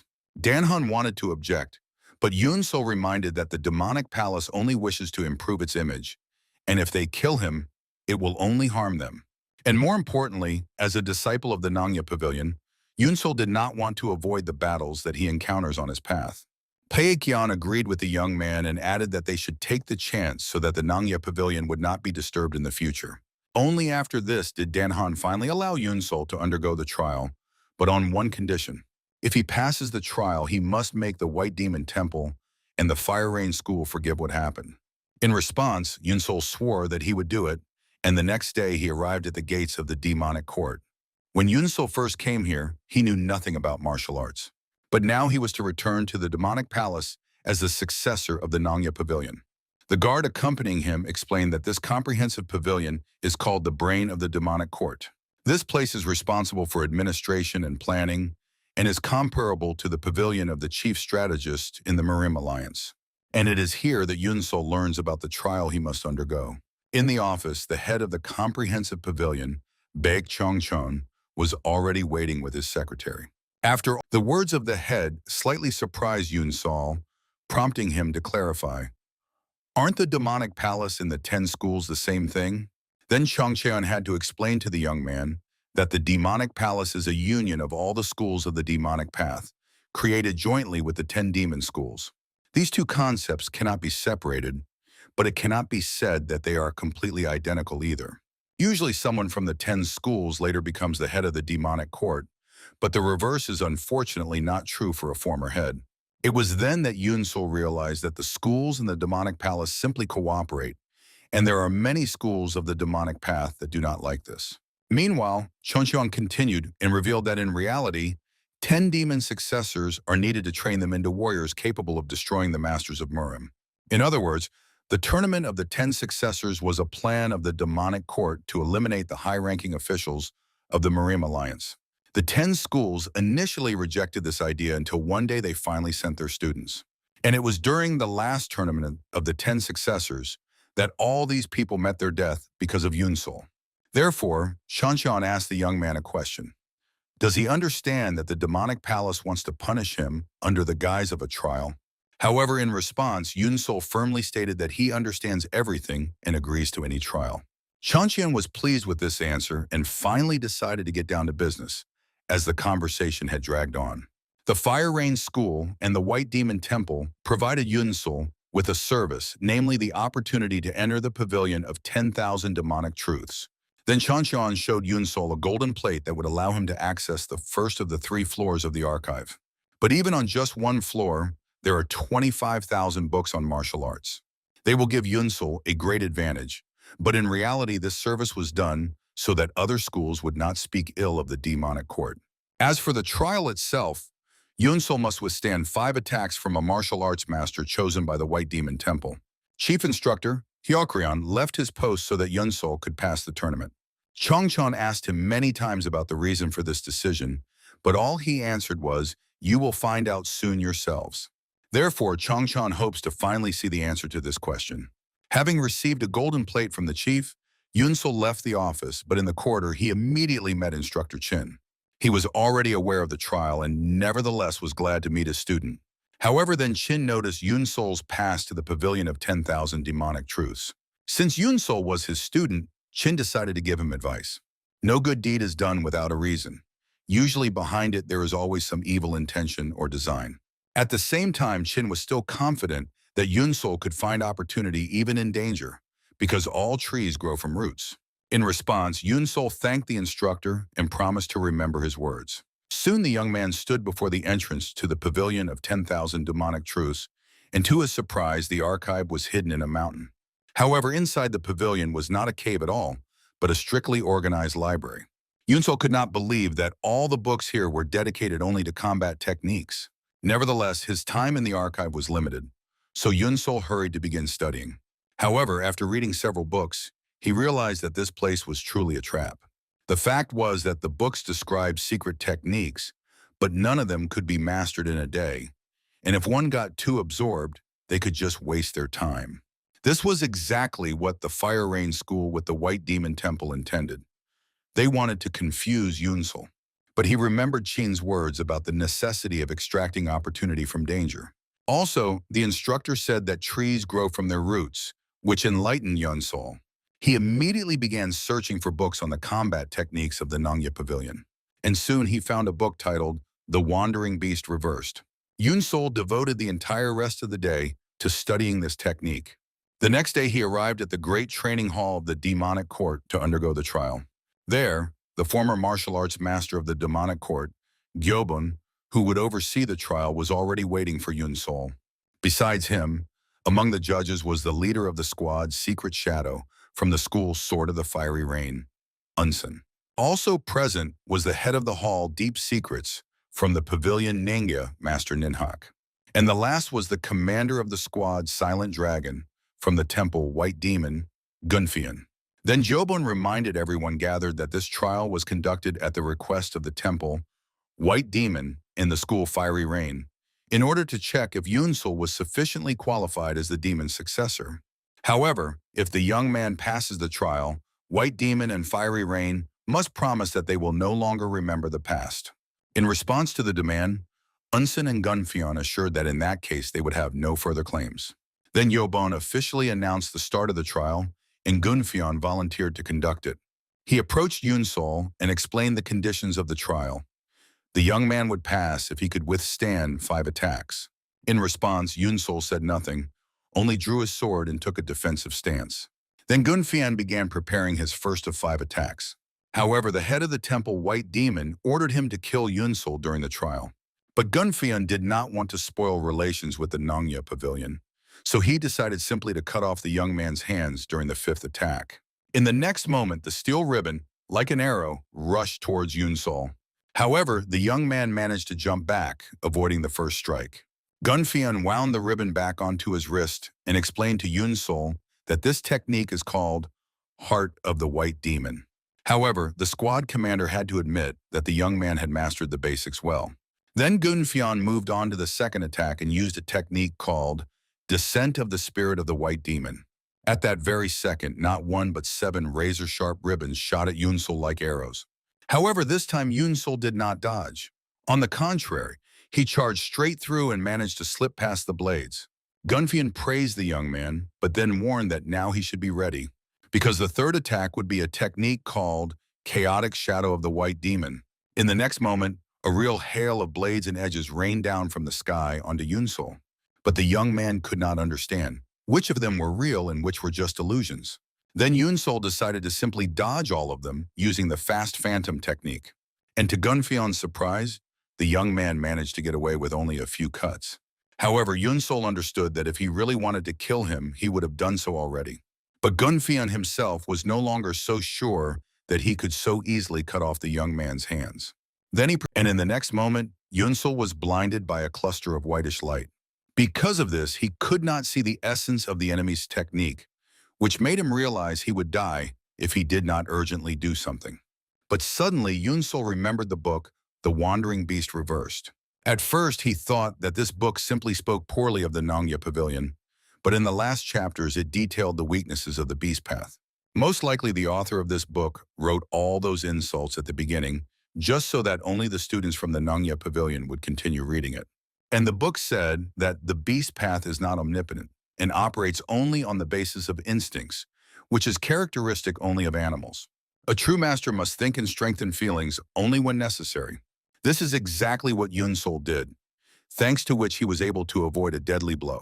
Such a feat amazed everyone present, but the most shocked was Gunfian, because even the White Demon Masters barely dodged this strike.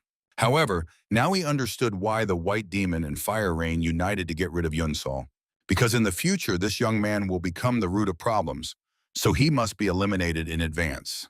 For this, Gunfian used the fifth and his strongest technique, the White Demon's Snake. This was a feature of the White Demon's technique. The ribbon will not stop until it spills the enemy's blood, and that meant it was only a matter of time before Yun Soul's head flew off his shoulders. He could not dodge the attack, but in such a case, Yun Soul used a sword technique called Unmatched Thunder and Lightning. But even with the incomparable power of thunder and the full might of lightning in his hands, all he could do was barely hold back Gunfian's strike. And at that very second, the steel ribbon pierced through the young man's shoulder. At the same time, everything happened so swiftly and with such force that Yun Soul was thrown against the wall. However, to Gunfian's surprise, after that, the young man managed to get up from the ground and pick up his broken sword. And such a thing made Gunfian uneasy, and he was convinced that the young man's will to fight was unchanging. Moreover, however, just as Gunfian was about to attack again, his hand was suddenly intercepted by Ningok. The master of the Nongya Pavilion reminded Gunfian that he had already delivered all 5 strikes, as agreed, and therefore the trial was over. But Gunfian tore his hand away and defiantly asked, "What kind of impudence is this?" Then Ningok warned the master that if the White Demon did not keep his promise, he too would renounce his own, given to the demonic palace. However, but Ningok objected since there was no condition that the young man should not use techniques from other schools.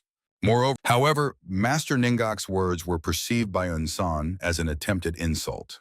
Then Ningok had to explain that Master Gunfian had just used the most powerful technique of the White Demon, and the young man managed to stop it using Master Zhong's technique. After these words, Master Unsan pondered, barely hiding a satisfied smile. Then Master Gyobon reminded that this trial is secret and no one should learn about what happened. Nevertheless, Gunfian barely restrained his irritation and still agreed as well. However, in the next moment, the master realized that the young man had been unconscious all this time. Therefore, all Ningok could do was to fatherly embrace Yun Soul and say that now he could rest. Yun Soul woke up already in bed and in a completely unfamiliar room. He did in his however, master, it turned, and now this level, but Yun Soul immediately asked her, "What is this place and how did the trial go?" And even Yun Soul, the one who knew almost nothing about Murim, had heard this name. But Yun Soul could not understand why he was taken to the elder's residence and not to the medical hall.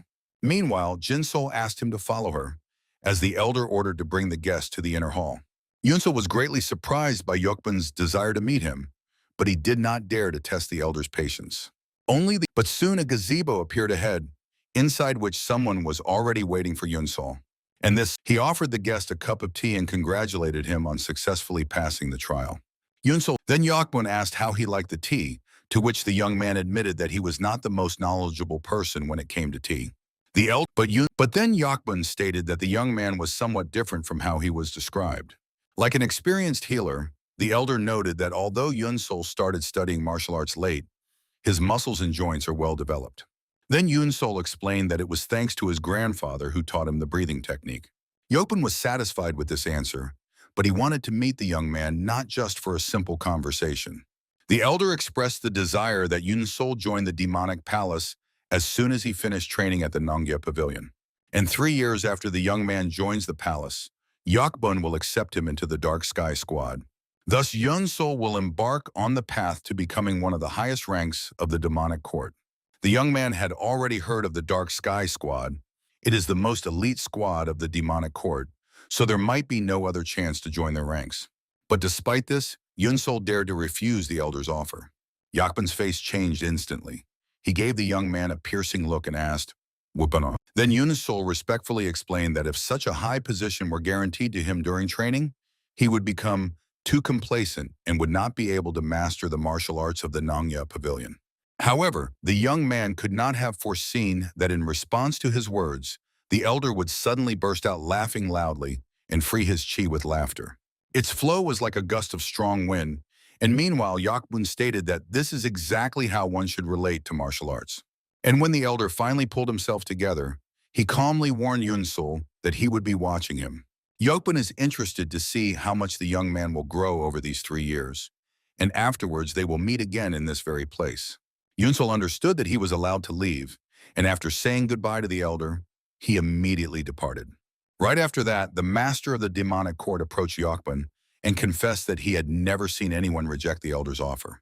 However, Yokbun smiled and suggested to keep an eye on this young man for now, to find out which side he would choose. Meanwhile, Yun Soul had already left the territory of the Demon Assembly Pavilion. Only after that was he able to stop and catch his breath. The young man thought that the trial he had passed was the greatest threat to his life, but he was mistaken.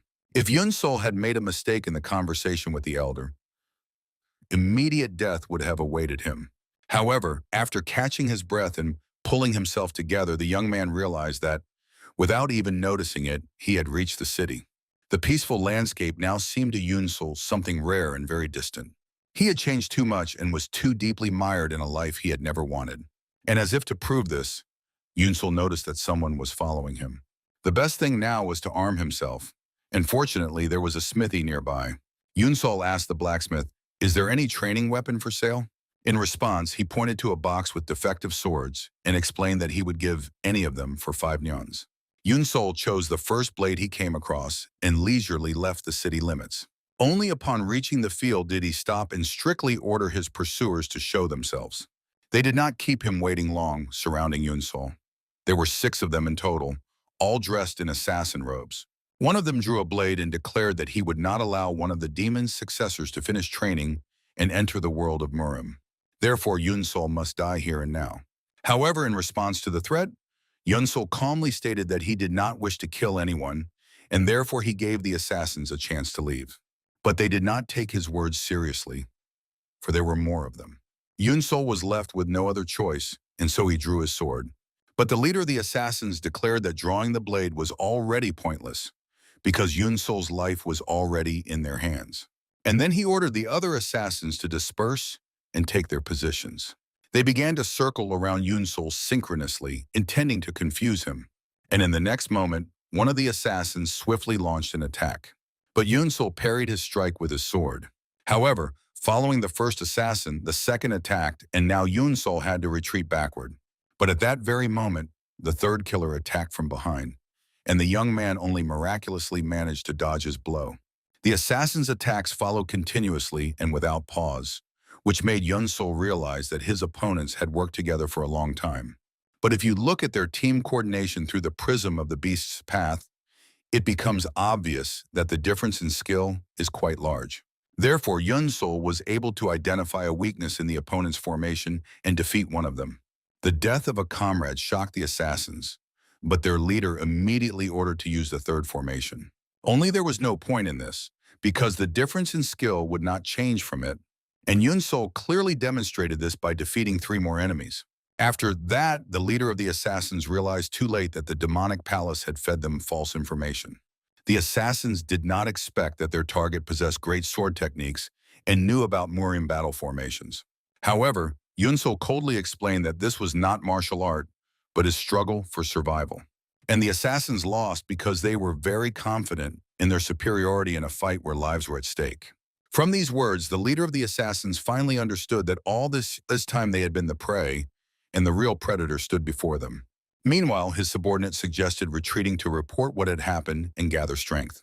However, in the next moment, the leader of the assassins killed his last comrade with his own hands and declared that fleeing from the enemy meant parting with honor.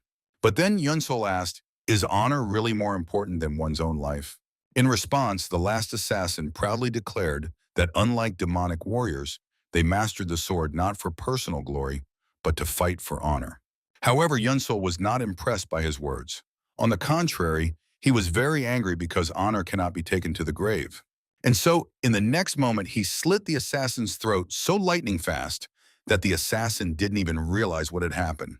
However, as he was dying, the assassin managed to swear that he would curse Yun Soul even in the afterlife.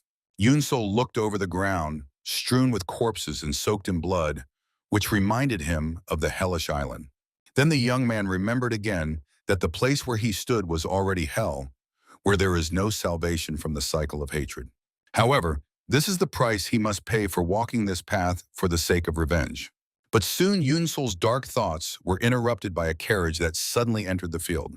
Then the young man was even more surprised when Commander Paekyong stepped out of the carriage. Yun Soul was about to ask what he was doing here, but the commander stopped him and explained that tracking him down was easy. Then Paekyong examined the bodies and weapons of the assassins, and afterwards suggested returning to the Nanghya pavilion. There, they were awaited by Vice Chief Dan Han, who immediately invited Yun Soul and Paekyong to his office. Dan Han had already been informed of the test results and congratulated the young man. However, then he inquired of Yun Soul, was he not wounded during the trial? In response, the young man revealed that after the trial he was treated at the residence of Elder Yokbun, which almost caused Baekhyun to lose the gift of speech. And not only him, Danhan also found it hard to believe what he heard, so Yun Soul had to tell everything from the very beginning. After the explanations, the vice chief understood why the Fire Rain School and the White Demon Temple so willingly recognized the trial's result. Yun Soul, of course, knew that Elder Yokbun was strong, but could his position really be that great? Then Baekhyun had to explain that the demonic court has a head, the elder of the Demon Assembly Pavilion, and 10 demonic schools that divide power among themselves into 3 parts. However, the Pavilion of Elder Yokbun holds greater power because it gathers all the martial arts masters of the previous generation. After these words, Yun Soul realized that the meeting with the elder was extremely serious. Meanwhile, Danhan asked Baekhyun, did he have anything else to report? In response, the commander revealed that an ambush was set on Yun Soul.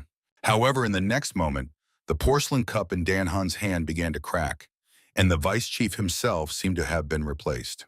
Barely restraining his rage, he asked Baekhyun who dared to set an ambush on their student.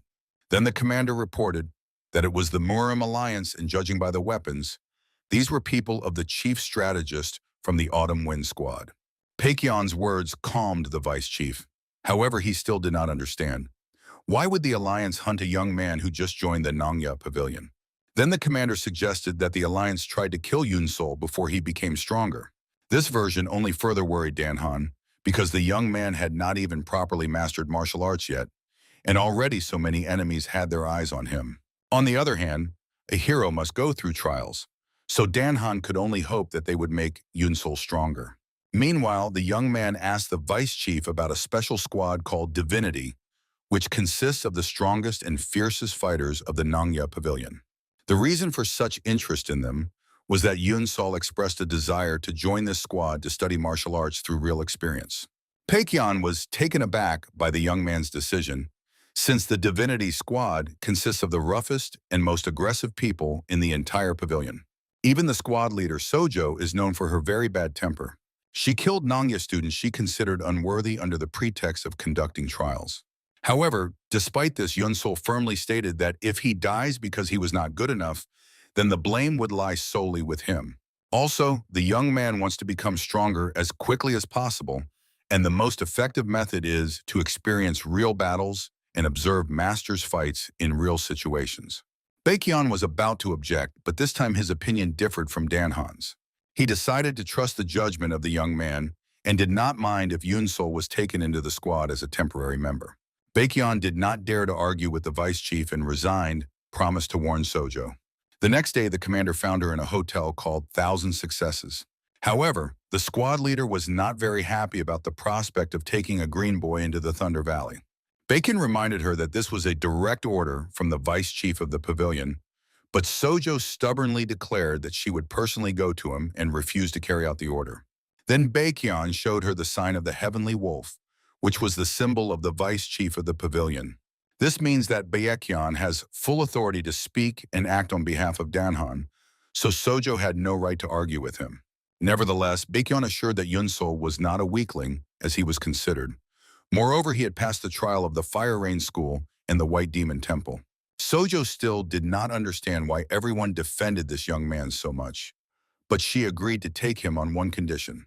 First, she would test Yun Soul to see if he truly deserved to be a disciple of the Nangya Pavilion. And for this, he would go with the Divinity squad to the Thunder and Wind Valley. There lies the lair of a sect born from heresy. These sectarians train martial arts through body modification and strength exercises.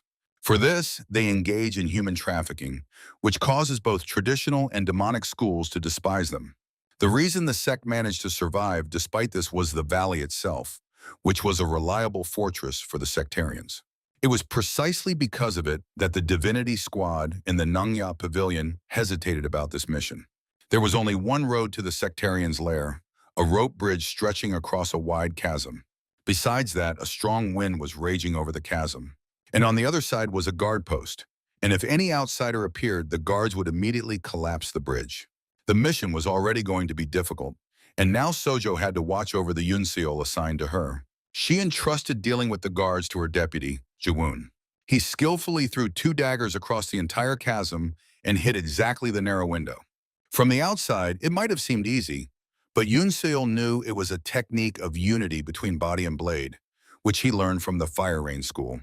Meanwhile, Jawoon warned that he had dealt with the guards in the building, but there might be some hidden device on the bridge. Sojo wanted all members of her squad to survive, so she ordered Yun Soul to go first. However, to her surprise, the young man did not object and obediently headed towards the bridge. Yun Soul understood that with such strong wind, he would not be able to maintain his balance. Therefore, he decided to use the absorption technique to stick his feet to the planks of the bridge. Jawoon noted that the young man had quite well mastered this technique, to which Sojo stubbornly declared that it was nonsense. However, the next moment Jawoon heard a hidden mechanism start moving. He only managed to shout to the young man, "Watch out!" And at the same second, a hail of arrows rushed towards him. However, Yun Soul did not panic and immediately jumped up, then used the step to the sky technique to rise even higher. This move impressed Jawoon, but it was not enough, because as soon as Yun Soul landed on the bridge, the trap fired again, and this time hit the young man.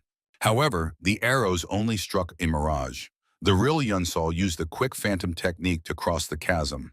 Having reached the other side, the young man ran into the guard post where he found a lever that disabled the trap, which he immediately pulled. And when the mechanism stopped, the young man shouted to the squad that the trap was disabled and the path was now open. Such a feat amazed even Sojo. After all, in such an extreme situation, Yun Soul was able to skillfully use a technique that cripples the legs at the slightest mistake. Therefore, looking at this extraordinary young man, Sojo wondered, who exactly is he? The founder's squad, led by Sojong, carefully advanced deeper into the cave. Suddenly, Jae-un praised Sol for his amazing footwork and asked if he had learned the swift ghost technique from Master Go. Sol nodded affirmatively, and So-jong, hearing the conversation, insisted that Jae-un should not praise the novice unnecessarily. But Jae-un advised Sol to ignore it, since So-jong generally does not praise anyone. Of course, So-jong was slightly impressed by Sol's technique, but it was still not enough to pass her test. Finally, the founder squad reached their goal, the underwater lake, and So-jong immediately ordered the subordinates to stop. Before diving, each squad member made certain preparations that were not clear to Sol, so he decided to clarify with Jae-un, to which he replied that since Sol had joined them very recently, he might not know about this lake. The lake is connected to the Valley of Thunder and Wind. If you dive and swim through the underwater tunnel, you can come out right at the destination of their journey. However, the entire lake is filled with icy essences capable of freezing an entire well. Diving into the lake, a person will have to continuously expend all their internal energy for about 15 minutes, protecting the body from the cold. And if this is not done, one can instantly freeze and sink to the bottom. Therefore, Jae-ung suggested Sol stay and wait. But Sol, ignoring his remark, dived into the lake because he would not have come here at all if he were afraid of death. Once in the water, Sol noticed huge ice crystals. Now he understood what Jae-ung meant. But something was wrong. The other squad members writhed in pain and could barely swim. It turns out the icy essence really had some effect.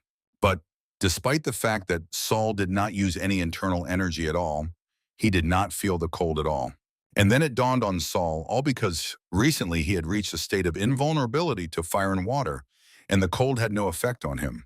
Surfacing from the water, Sol noticed with surprise that all the other squad members were circulating their chi. Some squad members did not understand how Sol could remain calm, swimming through the icy essence. So Jong also noticed that Sol's internal energy was so stable that it did not require circulation. Now So Jong understood more clearly why the deputy head of the pavilion sent Sol to her squad.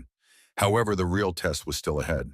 When all the squad members regained consciousness, So Jong commanded to advance. The fighters, heated by the upcoming battle, responded with a joyful roar. Leaving the cave, the founding detachment met fierce resistance from the enemy. Sol tried not to fall behind his colleagues and dealt a serious blow to the enemy who attacked him. To Solya's surprise, the enemy not only did not retreat but also tried to counterattack. So these are the demons of power seizure created with the help of pills and physical enhancement. Demons did not feel pain at all and kept advancing despite injuries. So Sol wondered how to fight such an opponent at all. He was pulled from his thoughts by So Jong, who ordered him to step back and not get underfoot. Rushing forward, Sojong instantly dealt with a couple of demons, greatly impressing Solya. Therefore, Sol decided that from this moment, being in the center of chaos, he would observe the master's techniques and make them his own. The enemies continued to attack, so Sol decided that if he just dodged and counterattacked, he could manage using the beast path in Swift Phantom. And even if Sol would not fight at all, it would in no way disrupt the balance of the battle. Therefore, Sol decided to use this time to observe the fight of the members of the divinity and learn from them. The first one Sol paid attention to was So Jong, who skillfully struck opponents one after another. Sol was attracted by the blade technique used by So Jong, which inflicted multiple damages to the enemy with just one attack. This technique was different from the usual and resembled more a sword technique, as it involved many piercing and rotational movements. Trying it for the first time, of course, Sol failed, but after watching So Jong a little more, he finally understood the meaning. It was not a sword technique with a fixed position. When using it, it was necessary to change position to counter the enemy's attacks. Sol remembered his grandfather's words that when a sword technique reaches a certain mastery, it ceases to be limited by form and movements. It turns out So Jong did not use any specific technique, but only paid attention to the opponent's weak points and fought based on that. Although it was just one attack, it had 9 movement trajectories. Realizing this, Sol decided to apply the acquired knowledge. After dealing with the opponents, Sokong noticed that Sol had been watching her quite intently for some time. Suddenly, seizing the moment, Sol managed to inflict 2 wounds on the enemy with one strike. Sol was upset it was only 2 trajectories, but at the moment it was the best he was capable of. Nevertheless, So Jong, on the contrary, was extremely surprised, because Sol, just by looking, was able to deliver 2 strikes with one sword, while she had been mastering this technique for 2 years. Deciding that he could not achieve more for now, Saul began to observe the deputy head. Jae-eun thought that Saul had just copied So-jong's technique and was now switching to him. The ultimate impulse of the blade that So-jong used was based on the path of the beast, so Saul was somehow able to copy her. But in his martial arts, Jae-eun used flying daggers in the art of the dragon's roar sword. Therefore, he believed that it would not be enough for Saul to just see. Skillfully defeating two opponents with a sword, Jae-eun also elegantly threw daggers at the nearby enemies. Of course, Jae-eun was pleased with himself, because Saul definitely would not be able to repeat that. But to his surprise, Saul grabbed a spear with his other hand and rushed at the opponents, handling them quite successfully. Jae-eun was impressed, because most people would have focused on the fact that he was using daggers. But Saul did not limit himself to the weapons Jae-eun used, and instead discerned the whole essence of his martial arts. As Saul had assumed, he did not have enough strength to fully copy the deputy's technique. Such a technique cannot be learned so quickly, and if it were not for the writings from the archive, Saul would not have been able to perform even this pathetic semblance of copying. Next in line, whom Saul was going to observe, was Jin Woo, the first swordsman in the squad. Not falling behind his comrades, Jin Woo fiercely struck the opponents. And although Jin Woo's sword technique did not belong to the sect of the Fire Rain, the power emanating from him was simply incredible. Saul was impressed that such a simple movement could carry so much chaos. So in this case, observing from the side would not help him at all. Therefore, Saul began to examine the bodies of Jin Woo's defeated opponents with interest. It seems Saul was so focused on studying the wounds that he did not notice the enemy approaching from behind. And when the enemy was ready to deliver the decisive blow, Saul, without turning around, drove his sword deep into his chest up to the hilt. Finally, Saul understood that as soon as Jin Woo made contact with the opponent, he infused his sword with true chi to maximize power. Suddenly, cries, curses, and swearing were heard from above. Raising their heads, those around realized that the leader of the Wind and Thunder Gorge sect had arrived. The sect leader did not intend to give the enemy time to recover and immediately used the poisonous palm. The members of the founder's squad, weakened by the poison, had to retreat. So Jong could not simply endure this and immediately rushed into attack. With just one swing of the sword, she easily dispelled the sect leader's technique and began to shower him with a hail of furious blows. At some point, Sojong noticed that Sol was watching the duel very attentively. Until now, Sojong had denied Sol's talent because she did not want to acknowledge a child who had only recently begun studying martial arts. But in such a short time, Sol managed to copy the techniques of the fighters in her squad, and now Sojong could no longer deny his talent. The sect leader was extremely irritated that Sojong dared to be distracted at such a critical moment and wanted to teach her a lesson. The sect leader was about to use his technique again, but Sojong managed to counterattack in time, striking the opponent's right hand.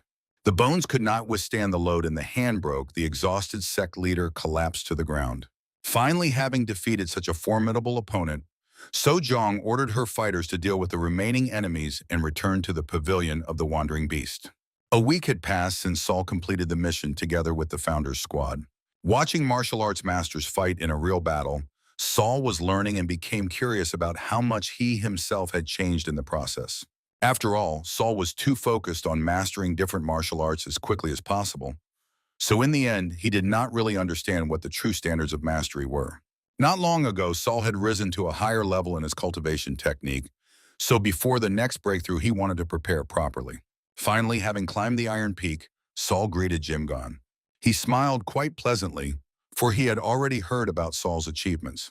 Therefore, he assumed that Saul had come to him to learn more about cultivation, and he was not mistaken. After all, Saul had not yet laid the foundations, and it was time for him to face an obstacle because of this. While teaching Saul, Jimgon thought it would take at least 3 years to reach the 3rd level, but it seems he was still wrong. Taking Saul by the hand, Jimgon decided to check his internal energy, and he was pleasantly surprised, for the pure true chi that Saul had been accumulating since childhood had transformed into antipolar energy thanks to the activation of dormant vessels. Saul already knew this, so his feelings were not mistaken. Then Jimgon told him about the measures of martial arts. At the first rank, the body and internal energy reach their maximum limit. When a person crosses this boundary and reaches the peak of the martial arts they have studied, this is already the highest peak. After that comes the divine limit. Having reached this limit, a person can freely control body and spirit, freeing themselves from the shackles of the human body. Next is the infinite level, which is the achievement of the pinnacle of martial arts and the attainment of perfection. Only the head of the Murim Alliance and the lord of the demonic palace were able to reach such a level. A duet of heavenly emperors of the orthodox, unorthodox paths. Below them stand 3 demons and 3 venerables, then 4 divine beings and 7 kings, all of whom have reached the infinite limit. And finally, the limit of divine intention is the level at which you become one with beings of primordial origin and comprehend the will of the heavens. Currently, Saul was at the initial stage of the peak limit, although he had already reached the 3rd limit in the cultivation technique of reverse polarity.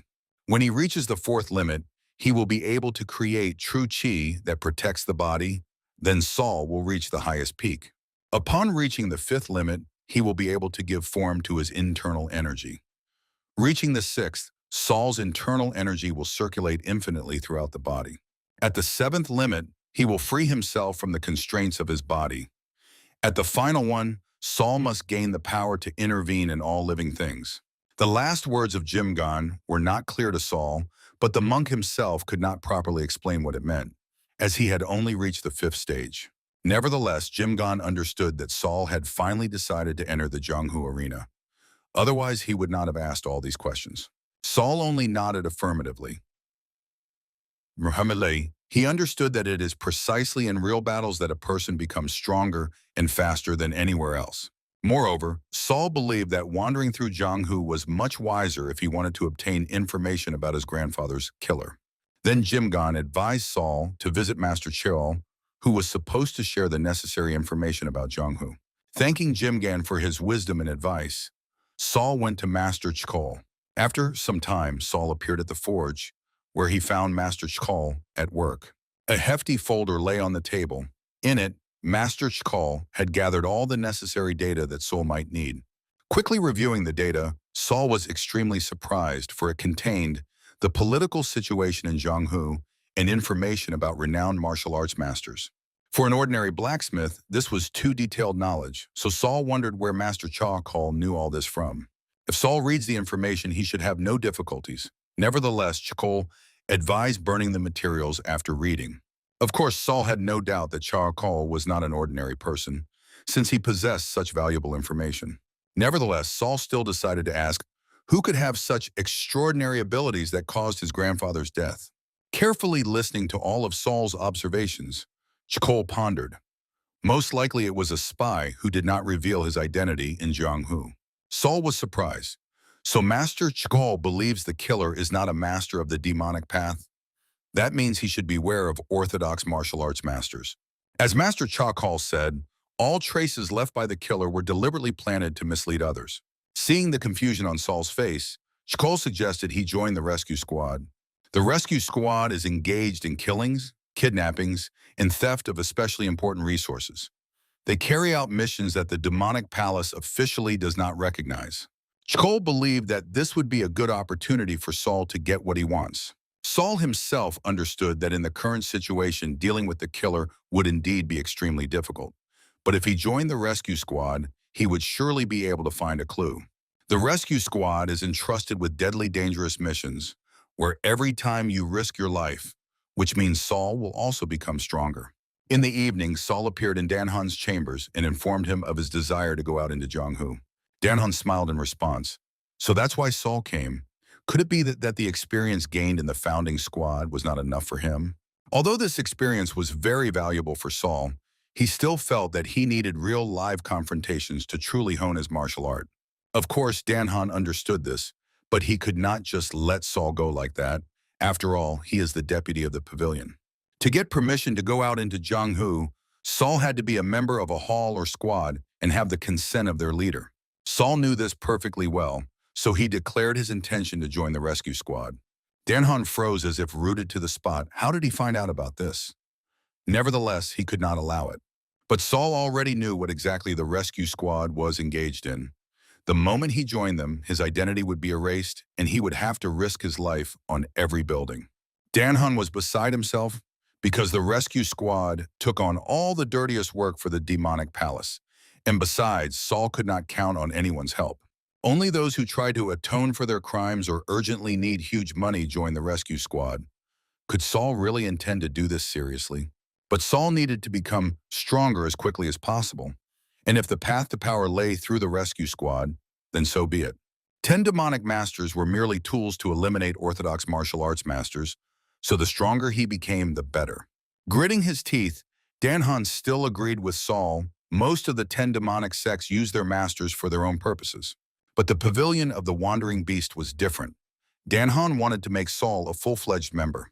Saul understood what Danhan was getting at, but that was precisely why he had to join the rescue squad.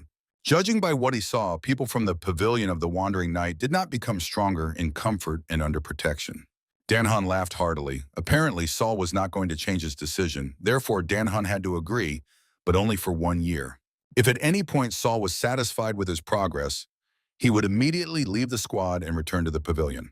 Since Saul was going out into Jianghu, Danhan decided to give him one useful piece of advice.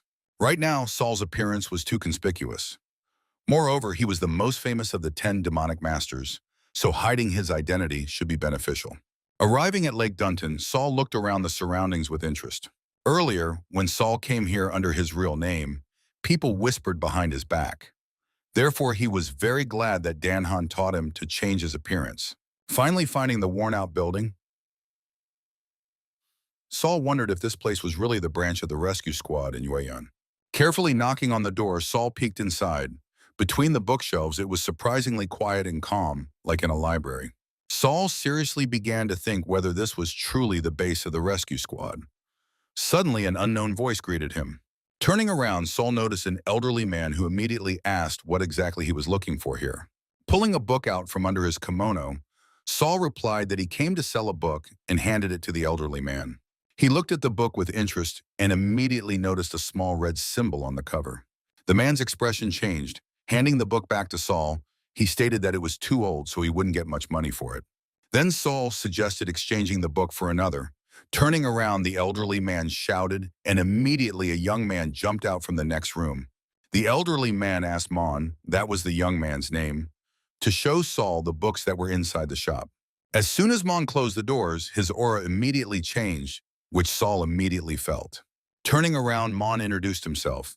He was the mediator of the meetings of the Yueyang branch of the rescue squad, and he explained that for convenience, members of the rescue squad are called by numbers.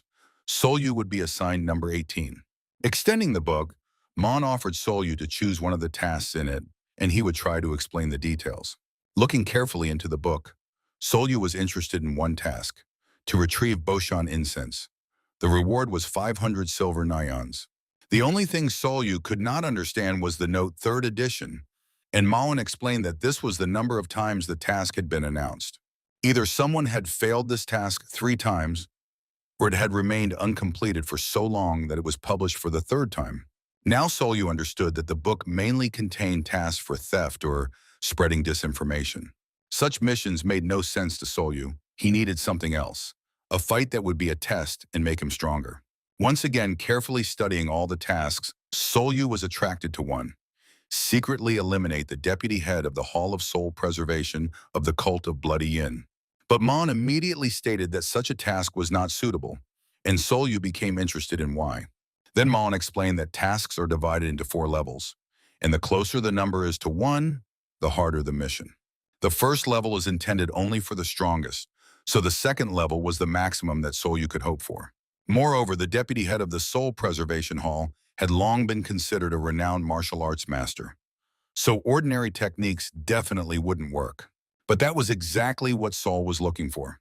Closing the book, he decided to take the mission after all. Then Mon was outraged. Could it be that Saul wasn't listening to him at all? The deputy head of the Soul Preservation Hall is not so easy to deal with. But Saul didn't care, because the book by Master Chio also contained information about the deputy head of the hall, so he didn't consider the mission impossible. Sighing sadly, Mon said that the clothes and equipment that might be needed for the mission were already prepared. Pulling the string on one of the lanterns, Mon opened the entrance to a secret room where various types of weapons were kept. Rummaging through one of the drawers, Mon threw the equipment at Saul's feet. All the items were old and rusted, so Saul concluded that the rescue squad did not want to spend good equipment on someone they considered doomed. Nevertheless, Saul was determined to prove his worth by completing this mission. Cheerfully picking up the items, he waved goodbye to Mon. As soon as Saul left, the door opened and an elderly man asked how everything went. Mon just waved his hand and replied that Saul had chosen a first-level mission from the start, so most likely they would not see him again. The elderly man was horrified to hear that Saul had chosen to kill Seokjong from the Bloody Yin cult, since all elite fighters had failed on that mission. That is precisely why Mon gave Saul the first available equipment, simply not wanting to waste the rescue squad's resources. The island of Bloody Yin, an evil sect of the demonic path originating from the blood cult. But even on this island cut off from the world, supplies were still necessary. Therefore, well disguised, Saul decided to use ships to infiltrate the island of Bloody Yin. At the pier, people were again moving back and forth, preparing crates and barrels for loading. Someone called Saul and asked for help, and he grabbed a rope and rushed in that direction. The rough voice that called out made Saul turn around, but before he could react, a sword blade was immediately at his throat. Saul was so stunned that he only managed to greet the stranger. The bearded man was clearly disappointed by Saul's reaction. It turned out he was not a spy since he let himself be wounded so easily. After releasing Saul, the man sheathed his sword and called for a doctor to patch up the wounded man. The healer carefully stitched the wound and applied a bandage. Although blood was flowing, the wound was not deep, so it should heal within a week. Saul, feeling his neck, thanked the healer for the help and headed to a nearby hut. Slamming the door, Saul exhaled with relief. It was close, he was almost discovered. The serious skills of the members of the Bloody Yin made the doctors avoid asking unnecessary questions. Moreover, Saul noted that the merchants treated them with respect. Thanks to the technique of changing appearance, the deputy head, as well as the disguise technique of Master Chol, Saul managed to mask himself flawlessly. The ship was sailing tomorrow morning, so Saul had to deal with Seokjong tonight no matter what. At dusk, Saul quickly crossed the thickets and finding himself at the edge of a cliff, personally saw the heretical sect of the Bloody Yin. Using the technique of extreme speed without shadow, Saul crossed a huge distance and climbed onto the roof of the building to observe what was happening. Saul immediately found Seokjong, as his internal energy was felt even from such a distance. But Saul was still worried about something. A man who had already faced assassins 9 times still released his internal energy so openly. Perhaps it could be a trap. Nevertheless, Saul did not get distracted and followed Seokjong. Slipping inside the building, Saul hid behind a column in the large hall and began to carefully observe Seokjong. By the smell of medicines, Saul determined that this room could lead to the sect's elixir storage. As far as Saul knew, this storage was underground and sealed, which meant this place became simply perfect for an assassination. Seokjong crossed the entire hall and was already ready to go down the stairs, but suddenly froze for a second, then continued on his way. Saul exhaled with relief. Could it be that the deputy head noticed him? Carefully descending the stairs, Saul slipped through the open door and found himself in a fairly spacious room that was well lit. With his back to Saul stood the completely unarmed Seokjong. This was the perfect moment to attack. Saul was already moving forward to attack, but suddenly the tile under his foot dropped. Immediately, coins rained down with a clatter from above, embedding into the floor. Fortunately, Saul managed to react and dodge the trap. Without turning around, Seokjong said that assassins nowadays are no good at all. They always choose this exact spot to attack. Pulling the sword from behind his back, Seokjong smiled. Saul had arrived just in time, as there was still room in the pot for one more assassin's head.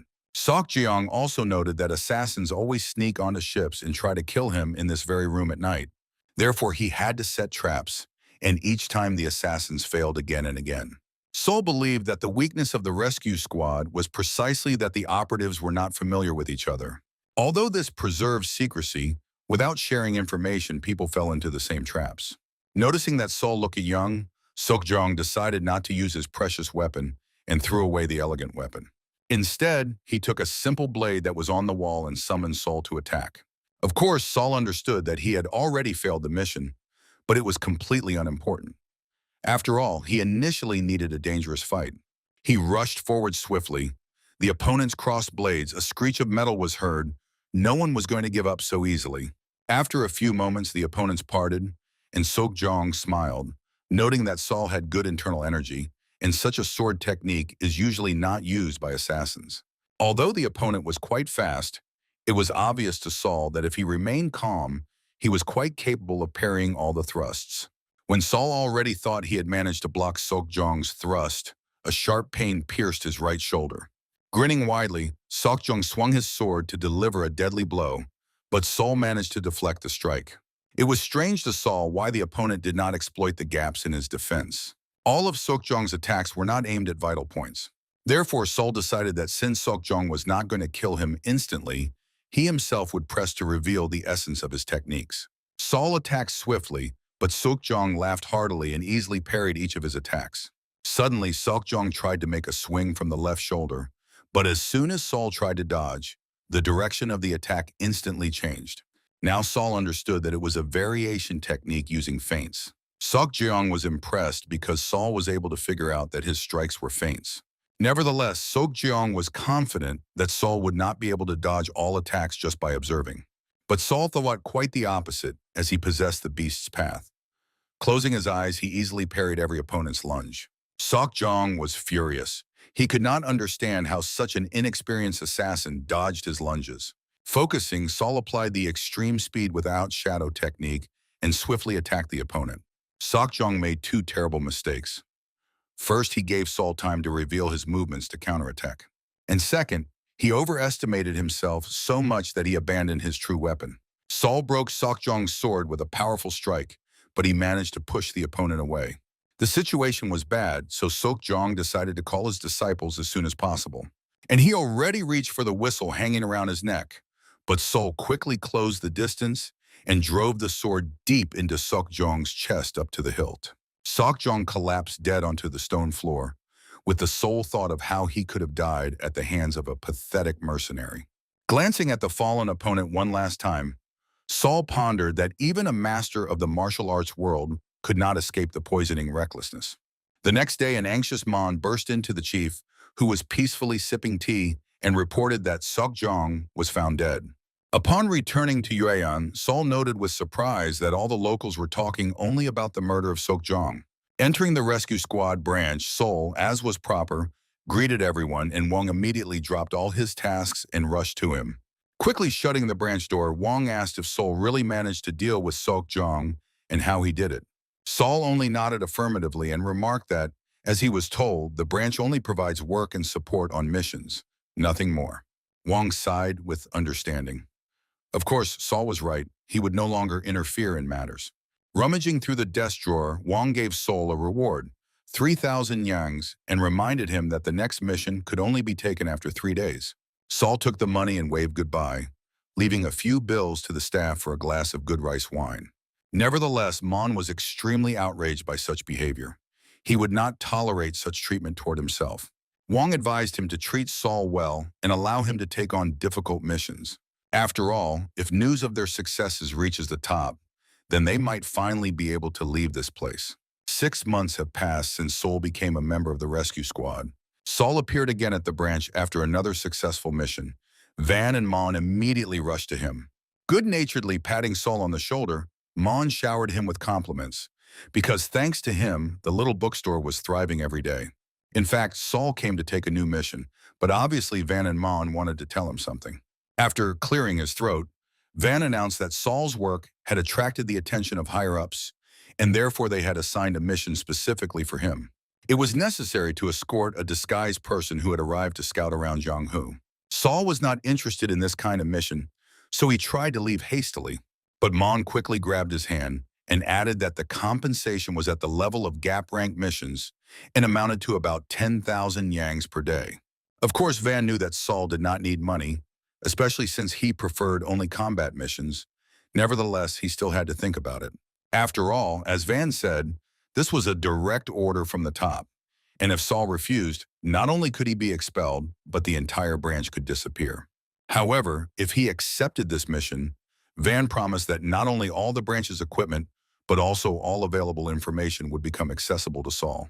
These words made Solya think. He wondered how long access to this information would last. Van replied that there would be no restrictions. After all, they were in the same boat. Such an answer completely satisfied Solya, and he agreed, but only this time. As soon as the door closed behind Solya, Mon immediately protested. How could Van promise such a thing? But Van advised him to calm down because when the mission was completed, they could return to the demonic palace. With the onset of evening, Saul arrived at an expensive restaurant, which was packed with visitors. Once inside, Saul proceeded to the table where a young girl and an elderly man were seated.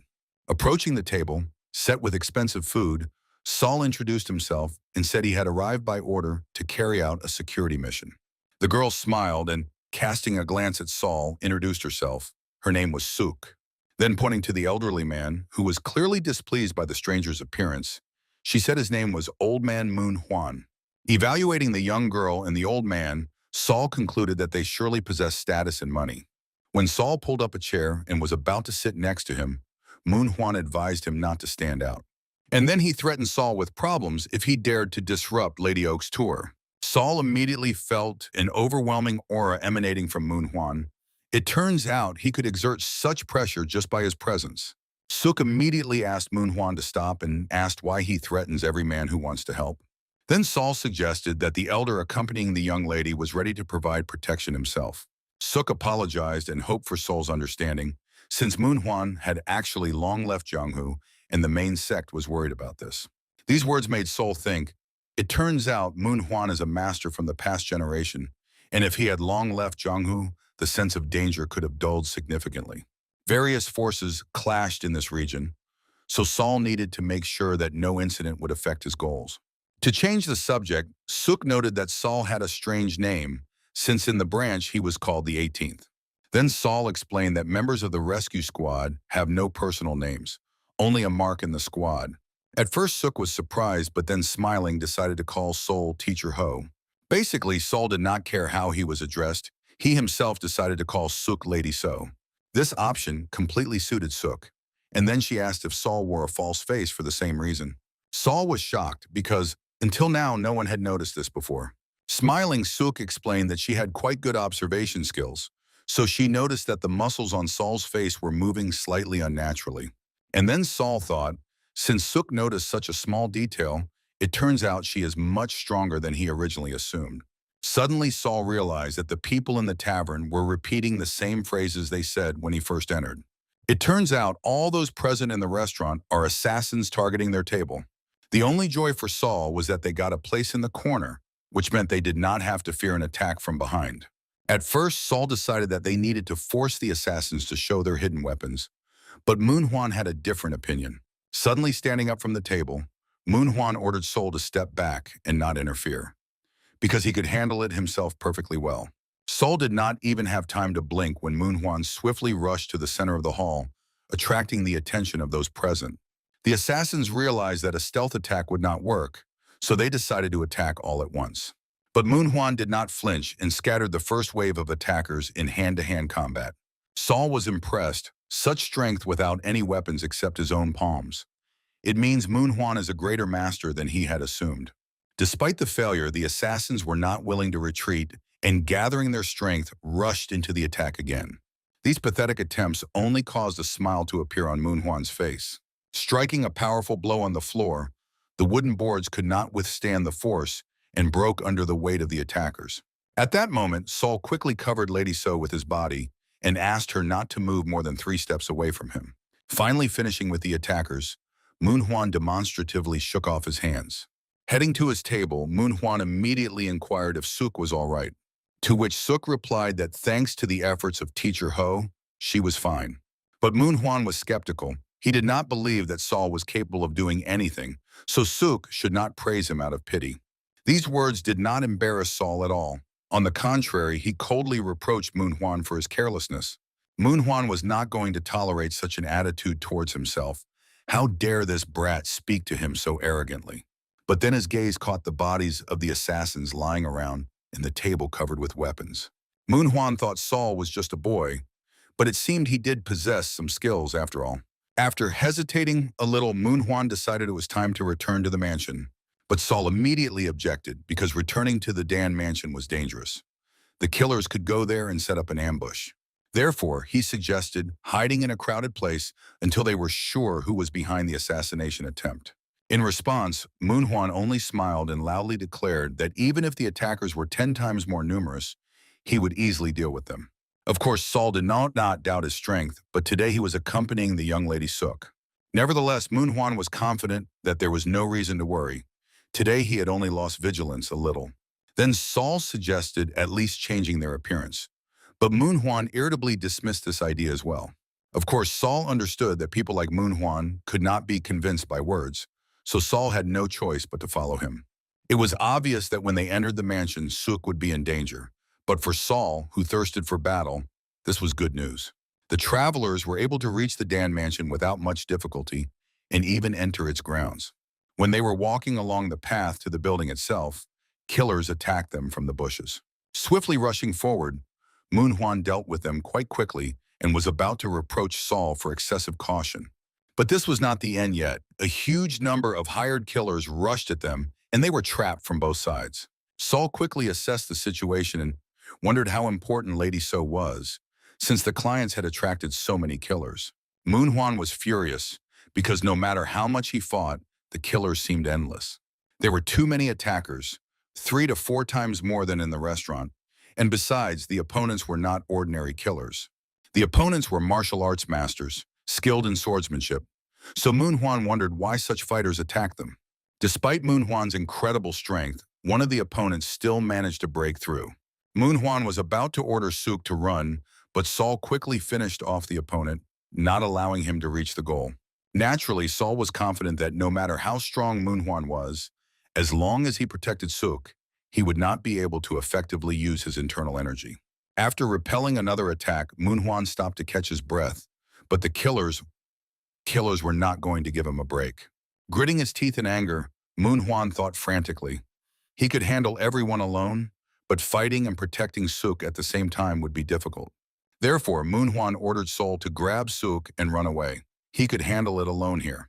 But Saul immediately objected, saying the enemy forces had probably already surrounded them from all sides, and instead of splitting their forces, it would be better to stay and wait. After all, the masters were supposed to arrive for reinforcement in about 2 hours. It was only necessary to hold out. This time, instead of an order, there was a request. Manhwa wanted Saul to satisfy his desire. Suk tried to object. She couldn't just abandon her comrade like that. Then Saul, apologizing, handed his sword to the surprised Suk and quickly lifted her into his arms. With one powerful touch of his palm, Manhwa cleared their path, and Saul immediately rushed into the formed breach. Some of the assassins, noticing such a maneuver, instantly gave chase.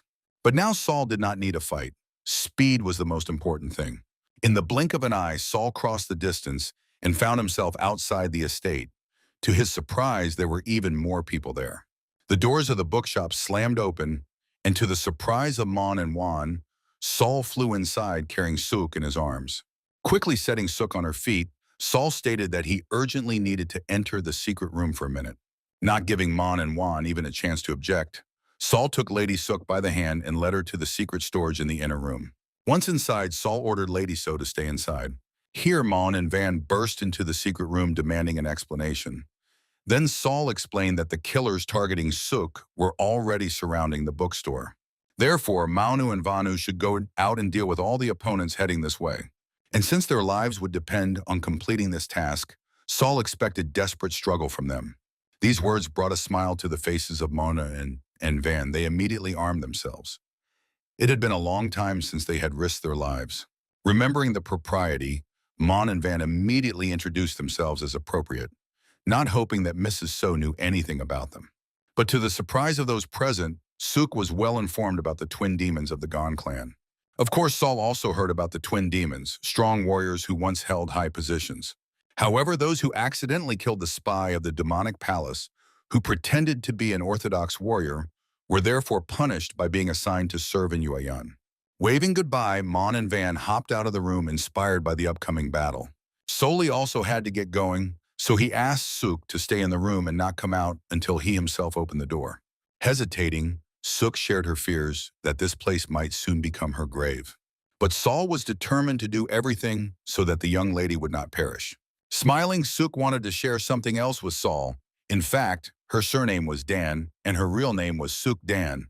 Suk Dan, a precious gem in the hands of the commander of the military forces of the demonic palace. An unfortunate child unable to study martial arts due to a heavenly ailment known as deep disruption of the yin meridians. However, despite this, thanks to her unique intellect, the Council of Elders had already appointed her as the next chief strategist of the demonic palace. Now Saul understood why so many assassins were targeting Suk. She was simply drawn into the complex political intrigues of the palace. Although Suk was the daughter of the army commander, she still wanted to know Saul's real name. To which Saul replied that he would reveal the name later. Later, once everything was over.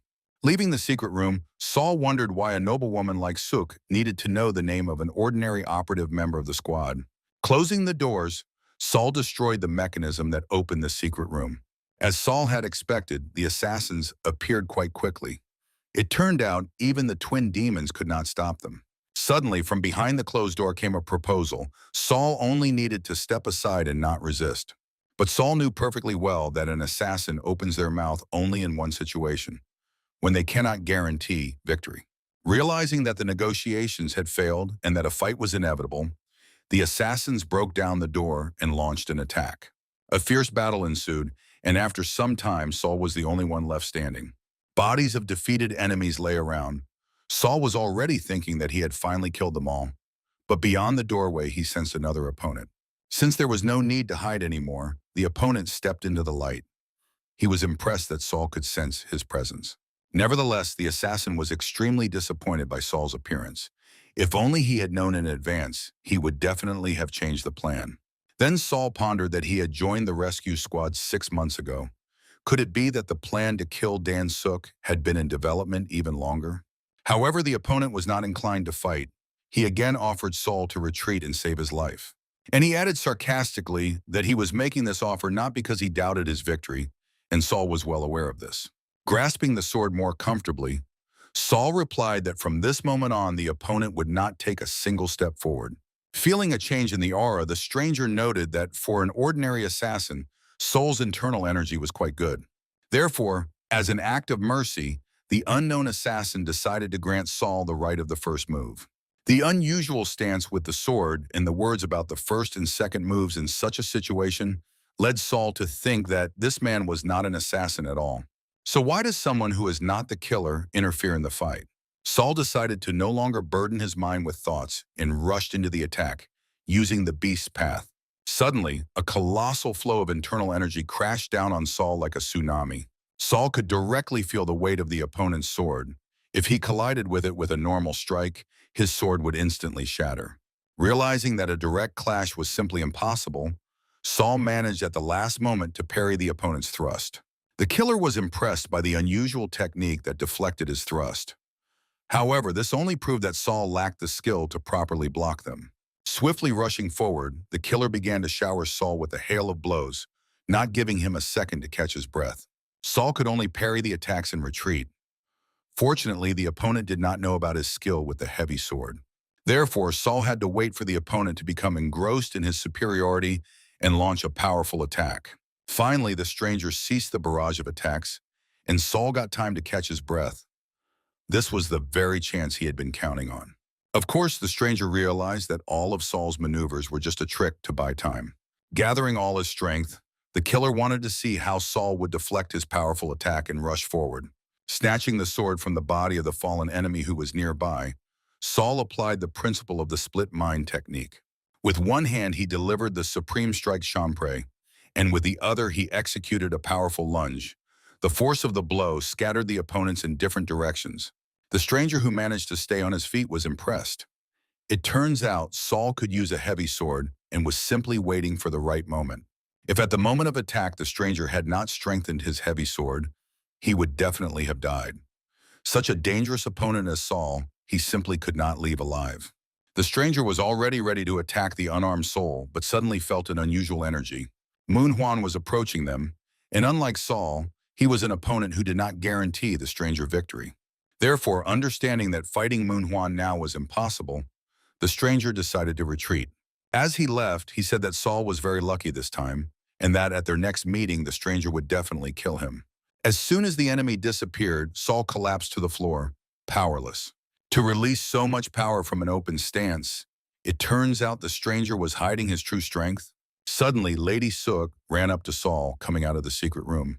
Tears ran down her cheeks. Sook was so worried about Saul that she simply ignored his order to stay in the room. To the surprise of Sook, Saul said his full name, for that was exactly what he promised when everything ended.